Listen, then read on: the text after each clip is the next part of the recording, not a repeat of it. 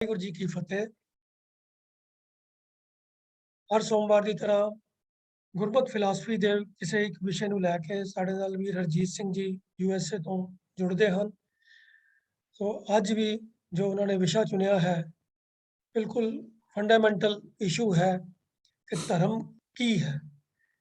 ਸੋ ਇਹ ਸਮਝਣ ਵਾਲਾ ਬਹੁਤ ਜ਼ਰੂਰੀ ਵਿਸ਼ਾ ਹੈ। ਅਸੀਂ ਲੂਜ਼ਲੀ ਧਰਮ ਤੇ ਮਜ਼ਹਬ ਨੂੰ ਇੱਕੋ ਹੀ ਕੈਟੇਗਰੀ 'ਚ ਬੰਨ੍ਹ ਕੇ ਕਈ ਵਾਰੀ ਗੱਲਾਂ ਕਰ ਜਾਂਦੇ ਹਾਂ, ਪਰ ਅਸਲੀਅਤ ਦੇ ਵਿੱਚ ਧਰਮ ਕੀ ਹੈ ਇਹਦੇ ਬਾਰੇ ਵੀਰ ਜੀ ਅੱਜ ਸਾਡੇ ਨਾਲ ਜਾਣਕਾਰੀ ਸਾਂਝੀ ਕਰਨਗੇ। ਸੋ ਉਹਨਾਂ ਨੂੰ ਬੇਨਤੀ ਹੈ ਕਿ ਅੱਜ ਦਾ ਵਿਸ਼ਾ ਆਰੰਭ ਕਰਨ ਜੀ। ਵੀਰ ਹਰਜੀਤ ਸਿੰਘ ਜੀ, ਵਾਹਿਗੁਰੂ ਜੀ ਕਾ ਖਾਲਸਾ, ਵਾਹਿਗੁਰੂ ਜੀ ਕੀ ਫਤਿਹ। ਵਾਹਿਗੁਰੂ ਜੀ।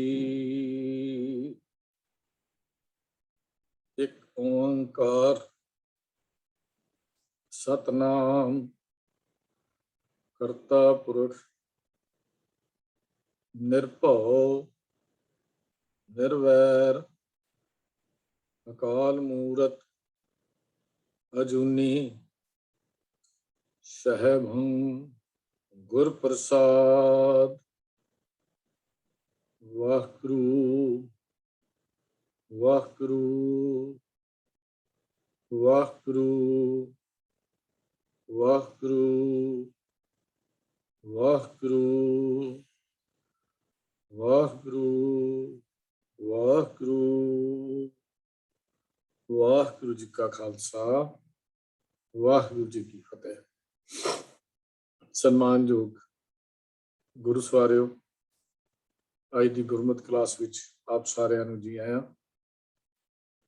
ਅੱਜ ਇੱਕ ਦਾਰਸ਼ਨਿਕ ਵਿਸ਼ਾ, ਫਿਲਾਸਫੀ ਦਾ ਵਿਸ਼ਾ ਆਪ ਜੀ ਦੇ ਨਾਲ ਵਿਚਾਰ ਵਟਾਂਦਰਾ ਕਰਨਾ, ਸਾਂਝਾ ਕਰਨਾ। ਇਸ ਵਿਸ਼ੇ ਵਿੱਚ ਬਹੁਤ ਸਾਰੀਆਂ ਵਿਚਾਰਾਂ ਸਾਨੂੰ ਮਿਲਣਗੀਆਂ, ਪਰ ਮੈਂ ਬਿਲਕੁਲ ਸੰਖੇਪ ਵਿੱਚ ਹੀ ਕੁਝ ਵਿਚਾਰਾਂ ਆਪ ਜੀ ਦੇ ਨਾਲ ਸਾਂਝੀਆਂ ਕਰਾਂਗਾ। ਧਰਮ ਕੀ ਹੈ? ਧਰਮ ਸ਼ਬਦ ਦੇ ਅਰਥ ਕੀ ਹਨ? ਇਹ ਕਿੱਥੇ ਇਸਤੇਮਾਲ ਹੁੰਦਾ ਹੈ? ਸਿੱਖ ਧਰਮ ਵਿੱਚ ਧਰਮ ਦਾ ਕੀ ਸਥਾਨ ਹੈ? ਦੂਜੇ ਧਰਮਾਂ ਵਿੱਚ ਇਸ ਨੂੰ ਕੀ ਮੰਨਿਆ ਜਾਂਦਾ ਹੈ? ਕੁਝ ਇਸ ਤਰ੍ਹਾਂ ਦੀਆਂ ਵਿਚਾਰਾਂ ਆਪ ਜੀ ਦੇ ਨਾਲ ਸਾਂਝਾ ਕਰਨ ਦਾ ਵਿਚਾਰ ਬਣਿਆ ਹੈ।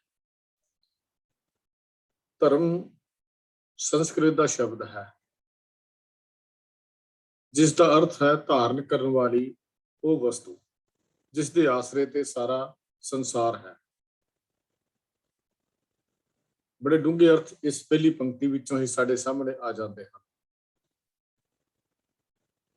ਪਰ ਆਮ ਤੌਰ ਤੇ ਮਜ਼ਹਬ, ਦੀਨ, ਮਤ, ਪੁੰਨ, ਨੇਕੀ, ਇਹਨਾਂ ਲਫ਼ਜ਼ਾਂ ਦਾ ਇਸਤੇਮਾਲ ਵੀ ਧਰਮ ਦੇ ਤੌਰ ਤੇ ਕਰ ਲਿਆ ਜਾਂਦਾ ਹੈ। ਜਿਸ ਤਰ੍ਹਾਂ ਬੀੜੀ ਮਲਾਹ ਤੋਂ ਬਿਨਾਂ ਪਾਰ ਨਹੀਂ ਹੋ ਸਕਦੀ, ਇਸੇ ਤਰ੍ਹਾਂ ਹੀ ਮਨੁੱਖ ਜਾਤੀ ਦਾ ਉਧਾਰ ਵੀ ਧਰਮ ਤੋਂ ਬਿਨਾਂ ਨਹੀਂ ਹੋ ਸਕਦਾ। ਧਰਮ ਜੀਵਨ ਲਈ ਇੱਕ ਮਾਰਗ ਹੈ, ਇੱਕ ਰਸਤਾ ਹੈ, ਇੱਕ ਵੇ ਆਫ ਲਾਈਫ ਹੈ, ਜਿਸ ਉੱਤੇ ਤੁਰ ਕੇ ਹੀ ਮਨੁੱਖ ਆਪਣੇ ਸਹੀ ਮੰਜ਼ਿਲ ਤੇ, ਸਹੀ ਨਿਸ਼ਾਨੇ ਤੇ ਪਹੁੰਚ ਸਕਦਾ ਹੈ। ਪ੍ਰਿੰਸੀਪਲ ਤੇਜਾ ਸਿੰਘ ਜੀ ਧਰਮ ਦੀ ਪਰਿਭਾਸ਼ਾ ਦਿੰਦੇ ਹੋਏ ਲਿਖਦੇ ਹਨ, ਜੀਵਨ ਦੇ ਸਭ ਤੋਂ ਚੰਗੇ ਤਰੀਕੇ ਨੂੰ ਧਰਮ ਕਹਿੰਦੇ ਹਨ। ਇਸ ਦਾ ਮਨੋਰਥ ਕੁਝ ਪ੍ਰਾਪਤ ਕਰਨਾ ਨਹੀਂ, ਸਗੋਂ ਕੁਝ ਬਣਨਾ, ਕੁਝ ਹੋਣਾ ਹੁੰਦਾ ਹੈ। ਇਸ ਦਾ ਆਦਰਸ਼ ਮਨੋਕਲਪਤ ਸਵਰਗ, ਬਹਿਸ਼ਤ ਜਾਂ ਸੁੱਖਾਂ ਨੂੰ ਮਾਣਨਾ ਜਾਂ ਜ਼ਿੰਦਗੀ ਤੋਂ ਛੁਟਕਾਰਾ ਪਾਉਣਾ ਨਹੀਂ, ਸਗੋਂ ਜ਼ਿੰਦਗੀ ਨੂੰ ਇਉਂ ਢਾਲਣਾ ਹੈ ਜਿਸ ਵਿੱਚੋਂ ਉਸ ਨਿਰੰਕਾਰ ਦੇ, ਉਸ ਵਾਹਿਗੁਰੂ ਦੇ ਦਰਸ਼ਨ ਹੋਣ। ਧਰਮ ਦੀ ਪਰਿਭਾਸ਼ਾ ਪ੍ਰਿੰਸੀਪਲ ਤੇਜਾ ਸਿੰਘ ਜੀ ਦੀ ਇਉਂ ਜਾਪਦਾ ਹੈ ਕਿ ਸਾਰਾ ਪਾਖੀ ਆ ਜਾਂਦੇ ਹਨ। ਇੱਕ ਛੋਟੀ ਜਿਹੀ 4 ਲਾਈਨਾਂ ਦੀ ਪਰਿਭਾਸ਼ਾ ਪ੍ਰਿੰਸੀਪਲ ਤੇਜਾ ਸਿੰਘ ਜੀ ਨੇ ਲਿਖੀ ਹੈ, ਪਰ ਇਹਨਾਂ 4 ਲਾਈਨਾਂ ਵਿੱਚ ਇਉਂ ਜਾਪਦਾ ਹੈ ਕਿ ਬਹੁਤ ਕੁਝ ਹੀ ਪ੍ਰਿੰਸੀਪਲ ਤੇਜਾ ਸਿੰਘ ਜੀ ਨੇ ਇਸ 4 ਪੰਕਤੀਆਂ ਵਿੱਚ ਦਰਜ ਸਮਾ ਦਿੱਤਾ ਹੈ। ਪੱਛਮੀ ਵਿਦਵਾਨ ਧਰਮ ਕੀ ਹੈ ਉਹਨੂੰ ਸਵਾਲ ਕੀਤਾ ਤਾਂ ਉਹਦਾ ਉੱਤਰ ਕੀ ਸੀ? ਵਹਿਮ, ਭਰਮ, ਪਖੰਡ ਦਾ ਨਾਮ ਧਰਮ ਨਹੀਂ। ਸਚਾਈ ਨਾਲ ਪਿਆਰ ਕਰਨਾ, ਦੁਖੀਆਂ ਦੀ ਸੇਵਾ ਕਰਨੀ, ਨਿਰਬਲਾਂ ਦੀ, ਗਰੀਬਾਂ ਦੀ ਸਹਾਇਤਾ ਕਰਨੀ, ਆਜ਼ਾਦੀ ਨਾਲ ਪਿਆਰ ਕਰਨਾ, ਹਰ ਤਰ੍ਹਾਂ ਦੀ ਗੁਲਾਮੀ ਦੇ ਵਿਰੁੱਧ ਲੜਨਾ, ਦਲੇਰੀ ਤੇ ਬਹਾਦਰੀ ਨੂੰ ਵਧਾਉਣਾ, ਕੱਟੜਪੁੜੇ ਨੂੰ ਘੱਟ ਕਰਨਾ, ਮਨੁੱਖ ਮਾਤਰ ਦੇ ਭਲੇ ਲਈ ਇਸ ਢੰਗ ਨਾਲ ਯਤਨ ਕਰਨਾ ਜਿਸ ਨਾਲ ਮਨੁੱਖ ਦੇ ਦਿਲ ਦਿਮਾਗ ਨੂੰ ਤਸੱਲੀ ਹੋਵੇ, ਇਹੋ ਹੀ ਸੱਚਾ ਧਰਮ ਹੈ। ਉਹਨਾਂ ਦੇ ਅੰਦਰ ਮੈਡੀਕੇਸ਼ਨ ਜਾਂ ਉਹ ਗੱਲਾਂ ਬਹੁਤ ਘੱਟ ਨੇ। ਉਹਨਾਂ ਦੇ ਹਿਸਾਬ ਨਾਲ ਮਨੁੱਖਤਾ ਦੀ ਸੇਵਾ ਕਰਨੀ, ਗਰੀਬਾਂ ਦੀ ਸਹਾਇਤਾ ਕਰਨੀ, ਆਜ਼ਾਦੀ ਲਈ ਲੜਨਾ, ਦੁਖੀਆਂ ਦਾ ਦਰਦ ਵੰਡ ਲੈਣਾ, ਇਹੋ ਹੀ ਧਰਮ ਹੈ। ਹਾਂ, ਇਹ ਧਰਮ ਦਾ ਹਿੱਸਾ ਤਾਂ ਹੋ ਸਕਦਾ ਹੈ, ਪਰ ਧਰਮ ਨਹੀਂ ਹੋ ਸਕਦਾ। ਧਰਮ ਦਾ ਅੰਤ ਨਹੀਂ ਹੋ ਸਕਦਾ। ਇੱਕ ਪੱਖ ਹੋ ਸਕਦਾ ਹੈ ਵੀ ਹੈ, ਲੇਕਿਨ ਇਹ ਧਰਮ ਦੀ ਮੁਕੰਮਲ ਪਰਿਭਾਸ਼ਾ ਨਹੀਂ ਹੈ। ਇੱਕ ਹੋਰ ਵਿਦਵਾਨ ਇਹਦੇ ਬਾਰੇ ਲਿਖਦਾ ਹੈ, ਮੋਰਲ ਟਰਸਟ ਇਨ ਰਿਐਲਿਟੀ, ਹਕੀਕਤ ਉੱਤੇ ਇਖਲਾਕੀ ਭਰੋਸੇ ਦਾ ਨਾਮ ਧਰਮ ਹੈ। ਹਕੀਕਤ ਉੱਤੇ ਇਖਲਾਕੀ ਭਰੋਸੇ ਦਾ ਨਾਮ ਹੀ ਧਰਮ ਹੈ। ਉਹਨੇ ਇਹ ਗੱਲ ਲਿਖੀ ਹੈ। ਤਾਂ ਧਰਮ ਉਹ ਇੱਕ ਪਵਿੱਤਰ ਨਿਯਮ ਹੈ ਜੋ ਸਾਡੇ ਜੀਵਨ ਨੂੰ ਬਣਾਉਂਦਾ, ਕਾਇਮ ਰੱਖਦਾ ਤੇ ਉਹਦੀ ਉਸਾਰੀ ਕਰਦਾ। ਗੁਰੂ ਸਾਹਿਬਾਨ ਨੇ ਜਦੋਂ ਧਰਮ ਦੇ ਲੱਛਣ ਦੱਸੇ ਹਨ, ਉਹਦੀ ਪਰਿਭਾਸ਼ਾ ਇਹ ਪੱਛਮ ਦੇ ਪਰਿਭਾਸ਼ਾ ਨਾਲ ਕੁਝ ਅਲੱਗ ਹੈ। ਗੁਰੂ ਸਾਹਿਬ ਕਹਿੰਦੇ ਮਨੁੱਖ ਅਤੇ ਉਸ ਪ੍ਰਭੂ ਸ਼ਕਤੀ, ਸੁਪਰ ਹਿਊਮਨ ਪਾਵਰ ਦੇ ਆਪਸੀ ਆਤਮਿਕ ਸੰਬੰਧ ਨੂੰ ਧਰਮ ਕਹਿੰਦੇ ਹਨ। ਗੁਰੂ ਸਾਹਿਬਾਨ ਨੇ ਧਰਮ ਦੀ ਪਰਿਭਾਸ਼ਾ ਨੂੰ ਬਾਹਰ ਦਾ ਨਹੀਂ ਰੱਖਿਆ। ਜਦੋਂ ਅੰਦਰ ਉਸ ਦਾ ਪਿਆਰ ਹੋਏਗਾ ਤੇ ਬਾਹਰਲੇ ਗੁਣ ਆਪਣੇ ਆਪ ਹੀ ਉਸ ਅੰਦਰ ਆ ਜਾਣਗੇ। ਸਿੱਖ ਸਤਿਗੁਰਾਂ ਨੇ ਅੰਦਰ ਨੂੰ ਸਵਾਰਨ ਦੀ ਗੱਲ ਕੀਤੀ ਹੈ। ਉਸ ਪ੍ਰਭੂ ਸ਼ਕਤੀ ਦੇ ਨਾਲ ਆਪਣੇ ਆਤਮਾ ਦੀ ਪਰਮ ਆਤਮਾ ਨਾਲ ਸੰਬੰਧ ਬਣਾਉਣ ਦੀ ਗੱਲ ਕੀਤੀ ਹੈ। ਤਾਂ ਇਹ ਗੱਲ ਜਿਹੜੀ ਗੁਰੂ ਸਾਹਿਬ ਦੱਸਦੇ ਨੇ, ਮਨੁੱਖ ਤੇ ਉਸ ਸੁਪਰ ਹਿਊਮਨ ਪਾਵਰ ਦੇ ਆਪਸੀ ਸੰਬੰਧ, ਆਤਮਿਕ ਸੰਬੰਧ ਨੂੰ ਧਰਮ ਕਹਿੰਦੇ ਹਨ। ਇਹ ਮਨੁੱਖੀ ਜੀਵਨ ਦਾ ਆਦਰਸ਼ ਤੇ ਉਦੇਸ਼ ਨੂੰ ਦ੍ਰਿੜ ਕਰਾਉਂਦਾ ਹੈ। ਇਹਦੇ ਵਿੱਚ ਮਨੁੱਖ ਦੇ ਜਾਤੀ ਜੀਵਨ, ਇੰਡੀਵਿਜੂਅਲ ਲਾਈਫ, ਉਹਦੇ ਸਿਧਾਂਤ, ਉਹਦੀ ਰਹਿਣੀ ਬਹਿਣੀ, ਸਾਰੇ ਨਿਯਮ ਸ਼ਾਮਲ ਹਨ ਜਿਨ੍ਹਾਂ ਤੇ ਚੱਲ ਕੇ ਮਨੁੱਖ ਦੇ ਮਨ ਵਿੱਚ ਪ੍ਰਭੂ ਨਾਲ ਇੱਕ ਸੁਰ ਹੋਣ ਦਾ ਜਿਹੜਾ ਚਾਉ ਪੈਦਾ ਹੁੰਦਾ ਹੈ। ਇਹ ਗੁਰੂ ਸਾਹਿਬਾਨ ਸਾਡੇ ਧਰਮ ਦੀ ਪਰਿਭਾਸ਼ਾ ਇਸ ਤਰ੍ਹਾਂ ਢੰਗ ਦੇ ਨਾਲ ਸਾਨੂੰ ਦੱਸਦੇ ਹਨ। ਤੋ ਧਰਮ ਦਾ ਉਦੇਸ਼ ਉਸ ਅਨੰਤ ਸ਼ਕਤੀ ਦੇ ਮਾਲਕ, ਬੇਅੰਤ ਸ਼ਕਤੀਆਂ ਦੇ ਮਾਲਕ ਪਰਮਾਤਮਾ ਨਾਲ ਇੱਕ ਸੁਰ ਹੋਣਾ ਹੈ। ਕੁਝ ਰਸਮਾਂ, ਕੁਝ ਰੀਤਾਂ ਜਾਂ ਕਰਮ ਕਾਂਡਾਂ ਨੂੰ ਨਿਭਾ ਲੈਣਾ, ਇਹਨਾਂ ਨੂੰ ਧਰਮ ਨਹੀਂ ਮੰਨਿਆ ਜਾ ਸਕਦਾ। ਹਾਂ, ਧਰਮ ਦੇ ਕੋਈ ਮਾੜਾ ਮੋਟਾ ਪਾਠ ਹਿੱਸਾ ਕਿਹਾ ਜਾ ਸਕਦਾ ਹੈ ਜਿਹਦੇ ਵਿੱਚੋਂ ਧਰਮ ਦਾ ਜਨਮ ਹੋਣਾ ਸੀ। ਸੱਚਾ ਧਰਮ ਤਾਂ ਅੰਦਰ ਆਤਮੇ ਇੱਕ ਅਜਿਹਾ ਮਹਿਸੂਸ ਅਨੁਭਵ ਹੈ ਜਿਸ ਦੁਆਰਾ ਪ੍ਰਮਾਤਮਾ ਫਿਰ ਸਰਵ ਵਿਆਪੀ ਹੋ ਕੇ ਨਜ਼ਰ ਆਉਂਦਾ ਹੈ। ਫਿਰ ਮਨੁੱਖ ਦਾ ਸੁਭਾਅ ਸਭ ਕੋ ਮੀਤ ਹਮ ਆਪਨ ਕੀਨਾ, ਹਮ ਸਭਨਾ ਕੇ ਸਾਜਨ ਦੀ ਉਦੋਂ ਅੰਦਰ ਚਾਉ ਪੈਦਾ ਹੁੰਦਾ ਹੈ ਜਦੋਂ ਪ੍ਰਮਾਤਮਾ ਸਰਵ ਵਿਆਪਕ ਹੋਇਆ ਇਹਨੂੰ ਨਜ਼ਰ ਆਉਂਦਾ ਹੈ। ਹਰ ਥਾਂ ਤੇ ਪ੍ਰਮਾਤਮਾ ਦਾ ਵਾਸਾ ਨਜ਼ਰ ਆਉਂਦਾ ਹੈ, ਹਰ ਵਿੱਚ ਪ੍ਰਮਾਤਮਾ ਦਾ ਵਾਸਾ ਨਜ਼ਰ ਆਉਂਦਾ ਹੈ। ਹਰ ਥਾਂ ਤੇ ਹਰ ਵਿੱਚ ਉਸ ਨੂੰ ਪਰਮਾਤਮਾ ਨਜ਼ਰ ਆਉਂਦਾ ਹੈ। ਤੇ ਗੁਰੂ ਸਾਹਿਬਾਨ ਨੇ ਸਾਰੀ ਮਨੁੱਖਤਾ ਦਾ ਇੱਕੋ ਹੀ ਧਰਮ ਮੰਨਿਆ। ਉਹ ਧਰਮ ਹੈ ਵਾਹਿਗੁਰੂ ਦੀ ਯਾਦ ਦਾ ਧਰਮ। ਗੁਰਬਾਣੀ ਸਪਸ਼ਟ ਫਰਮਾਨ ਮਿਲਦਾ ਹੈ ਆਸਾ ਕੀ ਵਾਰ ਦੇ ਵਿੱਚ, ਸਰਵ ਸ਼ਬਦੰ ਏਕ ਸ਼ਬਦੰ ਜੇ ਕੋ ਜਾਣੈ ਭਿਓ। ਜੇ ਕੋਈ ਇਹ ਗੱਲ ਸਮਝ ਲਵੇ ਕਿ ਸਾਰਿਆਂ ਦਾ ਧਰਮ ਇੱਕੋ ਹੀ ਹੈ, ਕਿਉਂਕਿ ਨਾਨਕ ਤਾਂ ਕਾ ਦਾਸ ਹੈ ਸੋਈ ਨਿਰੰਜਨ ਦਿਓ। ਆਸਾ ਕੀ ਵਾਰ ਵਿੱਚ ਗੁਰੂ ਪਾਤਸ਼ਾਹ ਦੇ, ਗੁਰੂ ਨਾਨਕ ਸਾਹਿਬ ਦੇ ਬੋਲ ਆਉਂਦੇ ਹਨ। ਔਰ ਇਹ ਧਰਮ ਇੱਕ ਰਸ ਬਿਨਾਂ ਕਿਸੇ ਚੇਂਜ ਤੋਂ, ਬਿਨਾਂ ਕਿਸੇ ਤਬਦੀਲੀ ਤੋਂ ਲਗਾਤਾਰ ਤੁਰਿਆ ਆਉਂਦਾ ਹੈ ਔਰ ਤੁਰਿਆ ਜਾਏਗਾ। ਇਹਦੇ ਵਿੱਚ ਕੋਈ ਅਦਲਾ ਬਦਲੀ ਦਾ ਕੋਈ ਨਿਯਮ ਨਹੀਂ ਹੈ। ਸਮੇਂ ਦੇ ਮੁਤਾਬਕ ਬਦਲਦਾ ਨਹੀਂ, ਦੇਸ਼ਾਂ ਦੇ ਮੁਤਾਬਕ ਬਦਲਦਾ ਨਹੀਂ, ਰੀਤੀ ਰਿਵਾਜਾਂ ਦੇ ਮੁਤਾਬਕ ਬਦਲਦਾ ਨਹੀਂ। ਕਿ ਕਿਸੇ ਦੇਸ਼ ਤੇ ਕਿਸੇ ਮਜ਼ਹਬ ਦੇ ਦੂਜੇ ਇਖਲਾਕੀ ਗੱਲਾਂ ਦੇ ਨਾਲ ਇਹ ਬਦਲਦਾ ਨਹੀਂ। ਗੁਰੂ ਸਾਹਿਬ ਨੇ ਮਨੁੱਖਤਾ ਦਾ ਇੱਕੋ ਧਰਮ ਦੱਸਿਆ ਹੈ। ਉਹ ਧਰਮ ਕੀ ਹੈ? ਇੱਕੋ ਧਰਮ ਦ੍ਰਿੜ੍ਹ ਸੱਚ ਕੋਈ। ਇਹ ਬਸੰਤ ਰਾਗ ਵਿੱਚ ਸਤਿਗੁਰੂ ਦਾ ਬਚਨ ਆਉਂਦਾ ਹੈ ਕਿ ਇੱਕੋ ਧਰਮ ਕੀ ਹੈ? ਦ੍ਰਿੜ੍ਹ ਸੱਚ ਕੋਈ। ਇਹ ਧਰਮ ਹੈ ਸਦਾ ਕਾਇਮ ਨਾਲ ਸਦੀਵ ਹੋਂਦ ਵਾਲੇ ਪਰਮਾਤਮਾ ਦੀ ਯਾਦ ਨੂੰ ਹਿਰਦੇ 'ਚ ਵਸਾਉਣਾ, ਉਹਦੇ ਨਾਲ ਆਪਸੀ ਸੰਬੰਧ ਬਣਾਉਣਾ। ਇਹ ਧਰਮ ਹੈ। ਗੁਰਮਤਿ ਪੂਰਾ ਜੁਗ ਜੁਗ ਸੋਈ। ਗੁਰਮਤਿ ਪੂਰਾ ਜੁਗ ਜੁਗ ਸੋਈ। ਉਹੀ ਪੂਰਾ ਮਨੁੱਖ ਹੈ ਜਿਹੜਾ ਇਸ ਧਰਮ ਦੀ ਪਰਿਭਾਸ਼ਾ ਨੂੰ ਸਮਝਦਾ ਹੈ। ਗੁਰੂ ਸਾਹਿਬਾਨ ਨੇ ਧਰਮ ਦੀ ਜਿਹੜੀ ਪਰਿਭਾਸ਼ਾ ਹੈ ਬੜੀ ਖੂਬਸੂਰਤ, ਬੜੀ ਅਚਰਜ ਹੈਰਾਨ ਕਰ ਦੇਣ ਵਾਲੀ, ਔਰ ਅਖੀਰ ਤੇ ਮੈਂ ਲਫ਼ਜ਼ ਵਰਤਾਂ ਬੜੀ ਸੰਪੂਰਨ,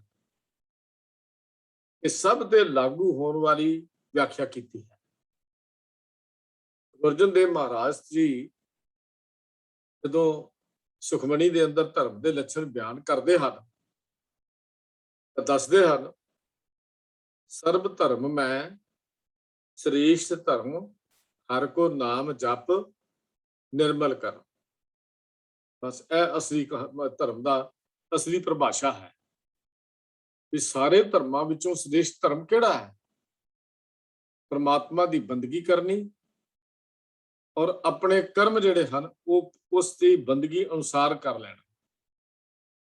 ਭਾਵ ਸਾਡੇ ਜੀਵਨ ਦੇ ਹਰ ਪੱਖ ਵਿੱਚ ਉਹਦੀ ਯਾਦ ਹੋਵੇ, ਸਾਡੇ ਬੋਲਾਂ ਵਿੱਚ ਯਾਦ ਹੋਵੇ, ਸਾਡੇ ਸੁਣਨ ਵਿੱਚ ਯਾਦ ਹੋਵੇ, ਸਾਡੀ ਤੱਕਣੀ ਵਿੱਚ ਉਹਦੀ ਯਾਦ ਹੋਵੇ। ਜਦੋਂ ਜੀਵਨ ਦੇ ਹਰ ਪੱਖ ਵਿੱਚ ਉਸ ਪ੍ਰੀਤਮ ਦੀ, ਉਸ ਪਿਆਰੇ ਦੀ ਯਾਦ ਹੋਏਗੀ ਤਾਂ ਸਮਝ ਲੈਣਾ ਫਿਰ ਸਾਡਾ ਮਨ ਕਦੀ ਵੀ ਕਿਸੇ ਪਾਸੇ ਹੋਰ ਭਟਕ ਨਹੀਂ ਸਕੇਗਾ। ਪ੍ਰਭੂ ਦਾ ਨਾਮ ਜਪਣਾ ਤੇ ਪਵਿੱਤਰ ਆਚਰਨ ਬਣਾਉਣਾ, ਕਿਰਦਾਰ ਨੂੰ ਉੱਚਾ ਬਣਾਉਣਾ, ਕਿਉਂਕਿ ਕਿਰਦਾਰ ਇੱਕ ਐਸੀ ਚੀਜ਼ ਹੈ ਜਿਸ ਨਾਲ ਇਨਸਾਨ ਦੇ ਜੀਵਨ ਦਾ ਹਰ ਪੱਖ ਜੁੜਿਆ ਹੋਇਆ ਹੈ। ਜੇ ਇਨਸਾਨ ਦਾ ਇਖਲਾਕ ਹੀ, ਕਿਰਦਾਰ ਹੀ ਠੀਕ ਨਹੀਂ ਤਾਂ ਉਹ ਧਰਮੀ ਨਹੀਂ ਹੋ ਸਕਦਾ, ਨਾ ਹੀ ਧਰਮੀ ਕਹਾਉਣ ਦਾ ਹੱਕਦਾਰ ਹੈ। ਇਹ ਧਰਮ ਸਭ ਦੇ ਧਰਮਾਂ ਤੋਂ ਉੱਤਮ ਧਰਮ ਕੀ ਹੈ? ਪ੍ਰਭੂ ਦਾ ਨਾਮ ਜਪਣਾ ਤੇ ਪਵਿੱਤਰ ਇਖਲਾਕ ਆਚਰਨ ਬਣਾਉਣਾ। ਹਰ ਕੋ ਨਾਮ ਜਪ ਨਿਰਮਲ ਕਰਮ, ਨਿਰਮਲ ਕਰਮ ਕਰਨੇ। ਇਹ ਕੇਵਲ ਅਗਲੀਆਂ ਦੁਨੀਆ ਦਾ ਜਾਂ ਪ੍ਰਲੋਕ ਦੀਆਂ ਦਾ ਸਾਧਨ ਨਹੀਂ ਹੈ ਕਿ ਤੁਹਾਨੂੰ ਪ੍ਰਲੋਕ 'ਚ ਪਹੁੰਚਾਉਣ ਲਈ ਕੋਈ ਰੇਲ ਗੱਡੀ ਜਾਂ ਹਵਾਈ ਜਹਾਜ਼ ਹੈ। ਧਰਮ ਇਸ ਜੀਵਨ ਨੂੰ ਸੁਖੀ ਬਣਾਉਣ ਤੇ ਸਫਲ ਬਣਾਉਣ ਤੇ ਸੰਸਾਰਿਕ ਉੱਨਤੀ ਦੇ ਵਿੱਚ ਵੀ ਪੂਰੀ ਤਰ੍ਹਾਂ ਸਾਡਾ ਸਹਾਈ ਹੁੰਦਾ ਹੈ। ਜਿਹੜਾ ਧਰਮ ਹੈ ਇਹ ਕੇਵਲ ਪ੍ਰਲੋਕ ਦੀਆਂ ਉਡਾਰੀਆਂ ਨਹੀਂ ਲਵਾਉਂਦਾ, ਕਿ ਦੂਜੇ ਲੋਕ ਦੀਆਂ ਗੱਲਾਂ ਨਹੀਂ ਕਰਦਾ। ਇਹ ਧਰਮ ਇੱਕ ਐਸੀ ਚੀਜ਼ ਹੈ ਜਿਹੜਾ ਸੁੱਖਾਂ ਦਾ ਸਾਧਨ ਹੈ। ਇਹ ਕਹਿ ਲਈਏ ਵੀ ਕੇਵਲ ਸੁੱਖਾਂ ਦੇ ਸਾਧਨ ਤੱਕ ਹੀ ਸੀਮਿਤ ਨਹੀਂ ਹੈ। ਸਾਧਨ ਹੈ ਲੇਕਿਨ ਇੱਥੇ ਤੱਕ ਸੀਮਿਤ ਨਹੀਂ ਹੈ, ਬਲਕਿ ਮਨੁੱਖ ਦੇ ਜੀਵਨ ਨੂੰ ਸੁਖੀ ਤੇ ਸਫਲ ਕਾਮਯਾਬ ਬਣਾਉਣ ਦਾ ਅਤੇ ਸੰਸਾਰਕ ਦੇ ਤੌਰ ਤੇ ਉੱਨਤੀ ਕਰਨ ਦੇ ਲਈ ਵੀ ਇਹ ਸਹਾਈ ਹੁੰਦਾ ਹੈ। ਗੁਰੂ ਨਾਨਕ ਦੇਵ ਮਹਾਰਾਜ ਨੇ ਜਪ ਬਾਣੀ ਦੇ ਵਿੱਚ ਆਤਮਿਕ ਉੱਨਤੀ ਦੀਆਂ 5 ਪੌੜੀਆਂ 5 ਖੰਡ ਲਿਖੇ ਹਨ। ਪਹਿਲੀ ਆਤਮਿਕ ਅਵਸਥਾ ਦਾ ਨਾਮ ਧਰਮ ਖੰਡ ਰੱਖਿਆ ਹੈ, ਜਿੱਥੋਂ ਆਤਮਿਕ ਜੀਵਨ ਦੀ ਉਸਾਰੀ ਹੁੰਦੀ ਹੈ। ਇਸ ਵਿੱਚ ਕੁਦਰਤੀ ਰਚਨਾ ਨੂੰ ਨਿਯਮਬੱਧ ਕਰਕੇ ਦਰਸਾਇਆ ਗਿਆ ਹੈ। यदि ख्याल करके देखिए सतगुरु महाराज दे ਉਹ ਬੋਲ ਜੋ ਪੌੜੀ 34 ਦੇ ਵਿੱਚ ਗੁਰੂ ਸਾਹਿਬ ਜੀ ਨੇ ਲਿਖੇ ਹਨ, ਰਾਤੀ ਰੁੱਤੀ ਥਿੱਤੀ ਵਾਰ ਪਵਨ ਪਾਣੀ ਅਗਨੀ ਪਾਤਾਲ, ਇਸ ਵਿੱਚ ਧਰਤੀ ਥਾਪ ਰੱਖੀ ਧਰਮਸਾਲ, ਤਿਸ ਵਿੱਚ ਜੀ ਜੁਗਤ ਕੇ ਰੰਗ, तिनके नाम अनेक अनंत, कर्मी कर्मी हुए विचार, सच्चा आप सच्चा दरबार, तिथे सोहन पंच परवान, नदरी कर्म पवे निशान, कच पकाई उथे पाए, नानक ਗਿਆ ਜਾਪੇ ਜਾਏ। ਹੁਣ ਇਸ ਬੋੜੀ ਦੇ ਵਿੱਚ ਆਪਾਂ ਬਿਨਾਂ ਜਪਜੀ ਦੀ ਵਿਚਾਰ ਕਰ ਚੁੱਕੇ ਹਾਂ, ਦੁਬਾਰਾ ਉਹਨਾਂ ਗੱਲਾਂ ਨੂੰ ਦੁਹਰਾਵਾਂਗਾ ਨਹੀਂ। ਸਿਰਫ ਇੰਨੀ ਗੱਲ ਕਹਿ ਰਿਹਾ ਹਾਂ, ਦਿਨ ਰਾਤ ਥਿੱਤਾਂ ਵਾਰ ਰੁੱਤਾਂ ਪੌਣ ਪਾਣੀ ਅਗਨੀ, ਇਹ ਸਾਰੀਆਂ ਚੀਜ਼ਾਂ ਕਿਸੇ ਉਸ ਅਦ੍ਰਿਸ਼ਟ ਦੇ ਹੁਕਮ ਵਿੱਚ ਚੱਲ ਰਹੀਆਂ, ਜਿਹਨੂੰ ਇਹਨਾਂ ਅੱਖਾਂ ਨਾਲ ਨਹੀਂ ਦੇਖਿਆ ਜਾ ਸਕਦਾ। ਕਿਉਂਕਿ ਨਾਨਕ ਸੇ ਅਖੜੀਆਂ ਬਿਆਨ ਜਿਨੀ ਦਿਸੰਦੋ ਮਾਂ ਪਿਰੀ, ਜਿਹਦੇ ਨਾਲ ਉਹ ਦੇਖਿਆ ਜਾਂਦਾ, ਉਹ ਇਹਨਾਂ ਅੱਖਾਂ ਨਾਲ ਹੀ ਦੇਖਿਆ ਜਾਂਦਾ, ਉਹ ਅੰਦਰ ਦੀ ਅੱਖ ਨਾਲ ਵੇਖਿਆ ਜਾਂਦਾ ਹੈ, ਬਾਹਰ ਦੀ ਅੱਖ ਨਾਲ ਦੇਖਿਆ ਨਹੀਂ ਜਾਂਦਾ। ਕਿਸੇ ਅਣਡਿੱਠ ਸ਼ਕਤੀ ਦੇ ਹੁਕਮ ਵਿੱਚ, ਜਿਹਨੂੰ ਅਸੀਂ ਅੱਖਾਂ ਨਾਲ ਦੇਖ ਨਹੀਂ ਸਕਦੇ, ਇਹ ਰਾਤੀ, ਇਹ ਰੁੱਤੀ, ਇਹ ਥਿੱਤਾਂ, ਇਹ ਵਾਰਾਂ, ਇਹ ਹਵਾ, ਇਹ ਪਾਣੀ, ਇਹ ਅੱਗ, ਸਾਰੀਆਂ ਉਹਦੇ ਹੁਕਮ ਵਿੱਚ ਹਨ, ਇੱਕ ਡਿਸਿਪਲਿਨ ਵਿੱਚ ਚੱਲਦੀਆਂ ਹਨ। ਤੇ ਇਸ ਰਚਨਾ ਦੇ ਬੇਅੰਤ ਜੀਵ ਜੰਤੂ ਵੀ ਉਸ ਦੀ ਹੁਕਮ ਵਿੱਚ ਹਨ, ਉਸ ਅਣਡਿੱਠ ਸ਼ਕਤੀ ਦੇ ਅੰਦਰ ਅਧੀਨ ਹੋ ਕੇ ਚੱਲਦੇ ਹਨ। ਗੁਰੂ ਜੀ ਨੇ ਮਨੁੱਖ ਨੂੰ ਇਸ ਛੋਟੀ ਸੋਚ ਤੋਂ, ਇਸ ਪੌੜੀ ਵਿੱਚ ਕੇਵਲ ਕੁਦਰਤ ਦੀ ਰਚਨਾ ਦੀ ਸੋਚ ਉੱਚਾ ਚੁੱਕ ਕੇ ਮਨੁੱਖ ਨੂੰ ਆਤਮਿਕ ਮੰਡਲ ਤੇ ਫਿਰ ਸੱਚਖੰਡ ਤੱਕ ਪਹੁੰਚਾ ਦਿੱਤਾ ਹੈ। ਇਸ ਪੌੜੀਆਂ ਦੇ ਵਿੱਚ ਇਹ 5 ਖੰਡਾਂ ਦੀ ਜਿਹੜੀ ਗੱਲ ਅਸੀਂ ਕਰ ਰਹੇ ਹਾਂ, ਇਹ ਕੇਵਲ ਕੁਦਰਤ ਦੀ ਗੱਲ ਨਹੀਂ ਰਹਿ ਗਈ। ਇਸ ਸੰਸਾਰ ਦੀ ਚੱਲ ਰਹੀ ਕੁਦਰਤ ਤੋਂ ਉੱਚੀ ਸੋਚ ਨੂੰ ਉੱਚਾ ਚੁੱਕ ਕੇ ਆਤਮਿਕ ਮੰਡਲ ਦੀਆਂ ਉੱਚੀਆਂ ਉਡਾਰੀਆਂ ਤੇ ਫਿਰ ਦੱਸ ਦਿੱਤਾ ਸੱਚਖੰਡ ਕੀ ਹੁੰਦਾ ਹੈ, ਜਿੱਥੇ ਨਿਰੰਕਾਰ ਦੀ ਹੋਂਦ ਦਾ ਪਤਾ ਲੱਗ ਜਾਏ, ਜਿੱਥੇ ਨਿਰੰਕਾਰ ਦੀ ਹੋਂਦ ਨਾਲ ਸੰਬੰਧ ਬਣ ਜਾਏ, ਜਿੱਥੇ ਉਸ ਦੀ ਸਾਡੀ ਹੋਂਦ ਦਾ ਨਿਰੰਕਾਰ ਨਾਲ ਸੰਬੰਧ ਬਣ ਜਾਏ, ਸਾਨੂੰ ਨਿਰੰਕਾਰ ਦੀ ਹੋਂਦ ਦਾ ਸਪਸ਼ਟ ਸਮਝ ਆ ਜਾਏ, ਫਿਰ ਜਦੋਂ ਤੂੰ ਹੀ ਮੋਹੀ ਤੂੰ ਹੀ ਅੰਤਰ ਕੈਸਾ ਦੀ ਅਵਸਥਾ ਤੇ ਜਦੋਂ ਪਹੁੰਚ ਜਾਵੇ, ਉਦੋਂ ਸੱਚਖੰਡ ਦੀਆਂ ਉਡਾਰੀਆਂ ਲੱਗਦੀਆਂ। ਉਹ ਸੱਚਖੰਡ ਕੋਈ ਮਹਲ ਨਹੀਂ ਹੈ, ਸੱਚਖੰਡ ਕੋਈ ਉੱਚੀ ਕੋਠੀ ਨਹੀਂ ਹੈ, ਸੱਚਖੰਡ ਕੋਈ ਆਲੀਸ਼ਾਨ ਬੰਗਲਾ ਨਹੀਂ ਹੈ। ਸੱਚਖੰਡ ਜਿੱਥੇ ਸਾਡੇ ਜੀਵਨ ਦੇ ਵਿੱਚ ਆਨੰਦ ਵਿੱਚ ਪਹੁੰਚ ਗਿਆ, ਜਦੋਂ ਸਾਨੂੰ ਉਸ ਮਨੁੱਖਤਾ ਦੇ ਨਾਲ ਪਿਆਰ ਕਰਨ ਦੀ ਜਾਚ ਆ ਗਈ, ਜਦੋਂ ਸਾਰੀ ਰਚਨਾ ਨੂੰ ਸਰਵਵਿਆਪਕ ਪਰਮਾਤਮਾ ਦੇ ਅਟਲ ਨਿਯਮ ਵਿੱਚ ਚਲਦੀ ਹੋਈ ਨੂੰ ਅਸੀਂ ਦੇਖ ਸਕਦੇ ਹਾਂ। ਇਹ ਸਾਰੀ ਰਚਨਾ, ਇਹ ਸਾਰੇ ਨਿਯਮ ਜਿਹੜੇ ਹਨ, ਗੁਰੂ ਸਾਹਿਬ ਜੀ ਨੇ ਧਰਮ ਦੇ ਅਧੀਨ ਹੀ ਦੱਸੇ ਹਨ, ਔਰ ਇਹ ਤਰੱਕੀ ਵੀ ਧਰਮ ਦੇ ਅਧੀਨ ਹੀ ਦੱਸੀ ਹੈ। ਧਰਮ ਖੰਡ ਕਾ ਇਹੋ ਧਰਮ ਦੀ ਗੱਲ ਕਰਕੇ ਗੱਲ ਕੀਤੀ ਹੈ। ਧਰਮ ਖੰਡ ਦਾ ਇਹ ਧਰਮ ਸੀ ਜਿਹੜਾ ਲੰਘ ਗਿਆ ਹੈ, ਰਾਤੀ ਰੁੱਤੀ ਥਿੱਤੀ ਵਾਰ ਵਾਲੀ ਗੱਲ, ਇਹ ਧਰਮ ਖੰਡ ਦੀ ਕਹਾਣੀ ਹੈ ਸਾਰੀ। ਉਹ ਤਾਂ ਗਿਆਨ ਖੰਡ ਦੀ ਗੱਲ ਹੈ। ਜਦੋਂ ਧਰਮ ਖੰਡ ਦੀ ਸਮਝ ਆਏਗੀ, ਫਿਰ ਗਿਆਨ ਦੀਆਂ ਗੱਲਾਂ ਸ਼ੁਰੂ ਹੋਣਗੀਆਂ। ਜਦ ਧਰਮ ਦੀ ਗੱਲ ਹੀ ਸਮਝ ਨਹੀਂ ਆ ਰਹੀ, ਫਿਰ ਗਿਆਨ ਦੀ ਗੱਲ ਕਿੱਥੋਂ ਸਮਝ ਆਏਗੀ।